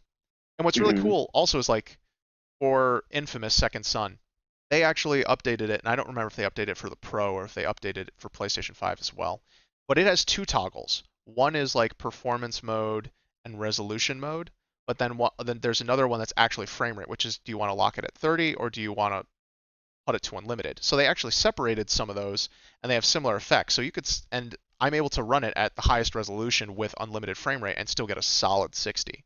But you could still like lock it down if you wanted to like run it the most stable 30 you wanted, and like double performance mode with a lower frame rate. So I don't know what that is, but for some people that might be a thing. So it's nice to see not always locking the resolution and the frame rate together, giving people the chance to experiment and be like, well, here's what it's like if we run it like at 1440 versus 4K or 1080 versus 4K, and then also being able to adjust your frame rate. Like I want to shoot for 30, I want to shoot for 60, I want to do unlimited and see how high it could go. So I look forward to seeing them experiment with that, and I hope that they continue to keep those options separate so users can play with that and start to understand what those different experiences are like. So how does this rank for you in terms of new consoles? Like, you get a new console, you experience it the first time. Is this one of the better ones that you've bought, or are there any that you have made a better impression on you? Oh, so I don't think anything can. I do have to speak on like the console's like appearance. It's a big boy. It is a chonky SOB. But it's fine because I have a pretty relaxed setup, and now that I've gotten rid of my PlayStation 4, like I just have my PS5 and my PC in my entertainment center, which is a wire rack, so I have maximum ventilation. And for people don't know what my setup looks like, but I bought like a super small gaming tower that's basically the size of like the Xbox One X. So it's a little bit bigger than that, but it's essentially that, super horizontal and sleek. PlayStation 5 is much bigger and thicker, and it's got the weird flaps and stuff like that. But I was still able to fit it inside the carrying case I bought for like LAN parties. It's a little bit of a tighter fit, but it's fine. So I still wish they would have done something different with the look. For me, nothing beats that sleekness of the base PlayStation 4. And then the PS4 Pro, like I appreciate it being all matte, but I did think the layer cake design was kind of silly. But overall, I did like the shape and stuff like that. So I wish they would have gone with something a little more closer to those. But for functionality, I like the way the Series X looks. Oh yeah, I do like the Series X as well. I think it's still a little extra chonky, but otherwise it's fine. I prefer that design far more than the refrigerator to the router. Yeah, I would still lay it horizontally, and I wish they would have planned it a little more horizontally and spread it out. But I get it. They had a very specific thing in mind, and I think it is still excellent. But in terms of functionality, they moved some stuff around in the menus, which fixing what isn't broken. But it's fine. The cross media bar isn't perfect, and some of the stuff they've added isn't necessary as well. But the speed on the SSD is for real. Like loading times being improved. Things are super snappy. Games feel like they're playing like the way they should play. The performance has been excellent. Like I said, nothing's broken, and my power outage, the system survived that. Oh, one other cool feature I do want to point out, because this is something that's been a little bit of a pet peeve of mine. I know I just kind of glowed a little bit about HDR, but in general, I haven't really found HDR that impressive. Like, it works for certain media, but because HDR has to be implemented into media, I've always thought the feature was kind of eh. But the Mhm. PlayStation 5 actually does like auto HDR. So now Oh, really? For like yeah, every game? yep. So now for I everything didn't you're know the playing on it, PlayStation 5 did that. I thought just the Xbox did that because I know they had like a big focus on backwards compatibility and that was part of it. But I didn't know the PlayStation 5 did that as well. yeah, same here. But when I started it up, it actually said like, hey, HDR is on. Like my TV pops up a little message that tells me when the HDR signal is being sent. And I did some Oh. HDR calibration, and the entire time it like didn't toggle off. Like for PlayStation 4 games that did or didn't use HDR, it would toggle between them as the games booted up and turned off. Hmm. But for this, it's just always on. And then I played a bunch of my PS4 games I know don't have HDR support. And Hmm. when I played them, they still had the HDR effects on them. So certain colors were like popping way more and were way brighter, and the contrast was a little bit stronger. And I was just like, oh, that's a really nice effect, just overall, to have extra HDR on all the games. It's not necessary. I can easily turn it off, but since I do have the feature, I'm like, I'll leave it on. It's not really affecting the performance, and if anything, it is enhancing the experience. And I'm a person who likes like seeing bright, colorful images, so I appreciate that when it works. So that was really neat, and I think that's something I'd like to see more, is just auto HDR on stuff, and of course not like locked in. Toggle it if you want, but being able to have everything kind of HDRified would be is a nice feature, and I do appreciate that. Yeah, that seems like it's a good thing to have. If you have backwards compatibility, why not try to make it better? At least for most people. I know some people are just soured on that. They don't want to add fake HDR, but it sounds like for you it's been a good experience. Yeah. Oh, and one last thing, because I hope I'll see if the guys want to hop on for another episode to do like Q&A about the PlayStation 5 and VR and stuff like that in another episode. But I Hmm. do want to mention one other con, which is with the controller. The battery life is not improved. It is very sad. From the DualShock 4. The DualShock 4 was never very good. Yeah, no, it's about the same. And I think some of that might have to do with like the extra features. Now the light bar's gone, but they changed it so it's like much smaller. It charges just as easily on the rest mode, which I do have that feature turned on. And I do have Hmm. two controllers, so I just alternate between and charge them. But yeah, I wish, especially since the controller is bigger, that they would have invested in a better battery. And maybe it is a better battery, but their features just suck all the juice out of it. It's really sad.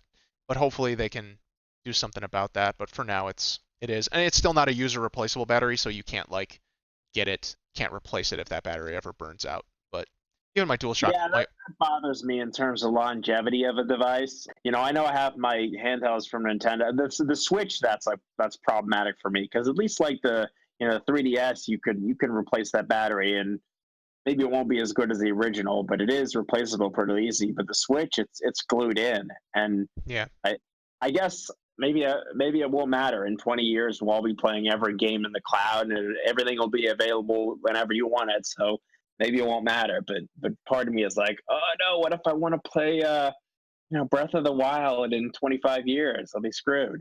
My Switch battery will be exploded, and my Switch will be useless. But that's probably not something to worry about. Well, hopefully not, but you could always like take the battery out and then just plug it in. Like that was the thing with like my PSP.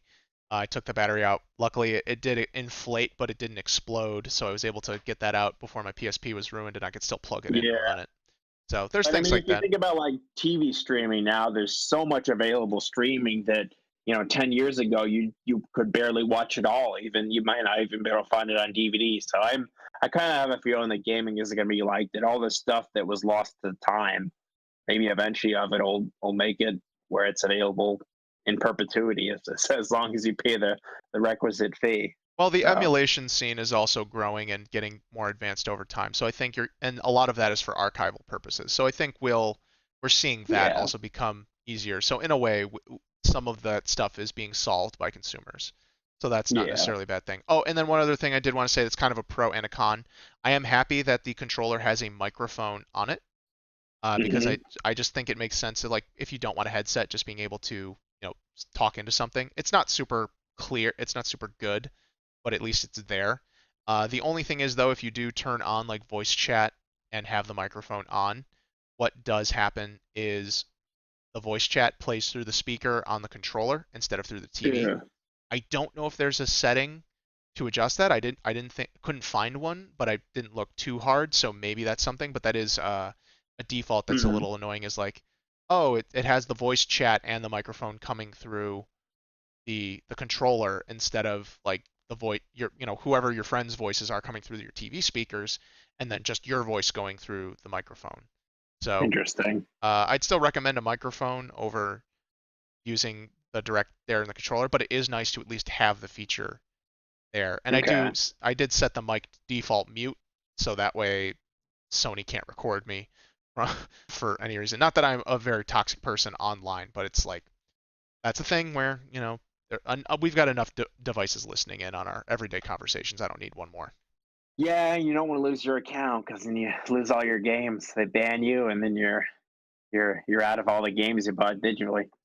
Yeah, I'm more likely to be banned from PlayStation because they hear that I'm talking about the PC too much, so they're just like, you know what? You weren't playing with Yeah. our system enough. We're just gonna start turning off your controllers, or you're gonna have. We're not gonna give you the sales that are on PlayStation Plus because you talk about PC too much. Yeah, you won't be on the. You won't be invited to buy the PS6. You'll have to wait in line with all the other chumps. Yep. So that's pretty much it for the PlayStation 5. I mean, I could have gotten into depth on a bunch of stuff, but I do want to give the other guys a chance as well. So once Yeah, again, I'm sure there's lots more to talk about, and hopefully in a few months or 6 months we'll actually have real PS5 games to play other than Demon Souls, which sounds great, but I couldn't hack it. yeah, I'm really optimistic about what PlayStation 5 exclusives are in the future, on top of just some games that'll just finally be able to run at 60 on consoles. And Yeah. finally, so that's awesome. And also having an alternative if any of the games that I want to play on PC are just Epic Game Store exclusive, I'll be able to play them at 60 on PlayStation. So that's also a good benefit there for the systems being upgraded. Before we go, was there anything else on your mind today, Ed? No, I don't think so. At this point, I'm just all that's on my mind is food. I'm getting hungry. I haven't eaten since like breakfast. Yeah, same here. I wanna chow down as well. Well, thank you for being with us today, Ed. Yeah, it was a pleasure. And we'll be doing another episode in about 2 weeks as well. And thank you to Mike, Paul, and Mark for being with us earlier and sharing. And we'll all be returning in future episodes. And thank you, listeners, for joining us today. We hope you stay safe and healthy and enjoy your video games until the next time. Later.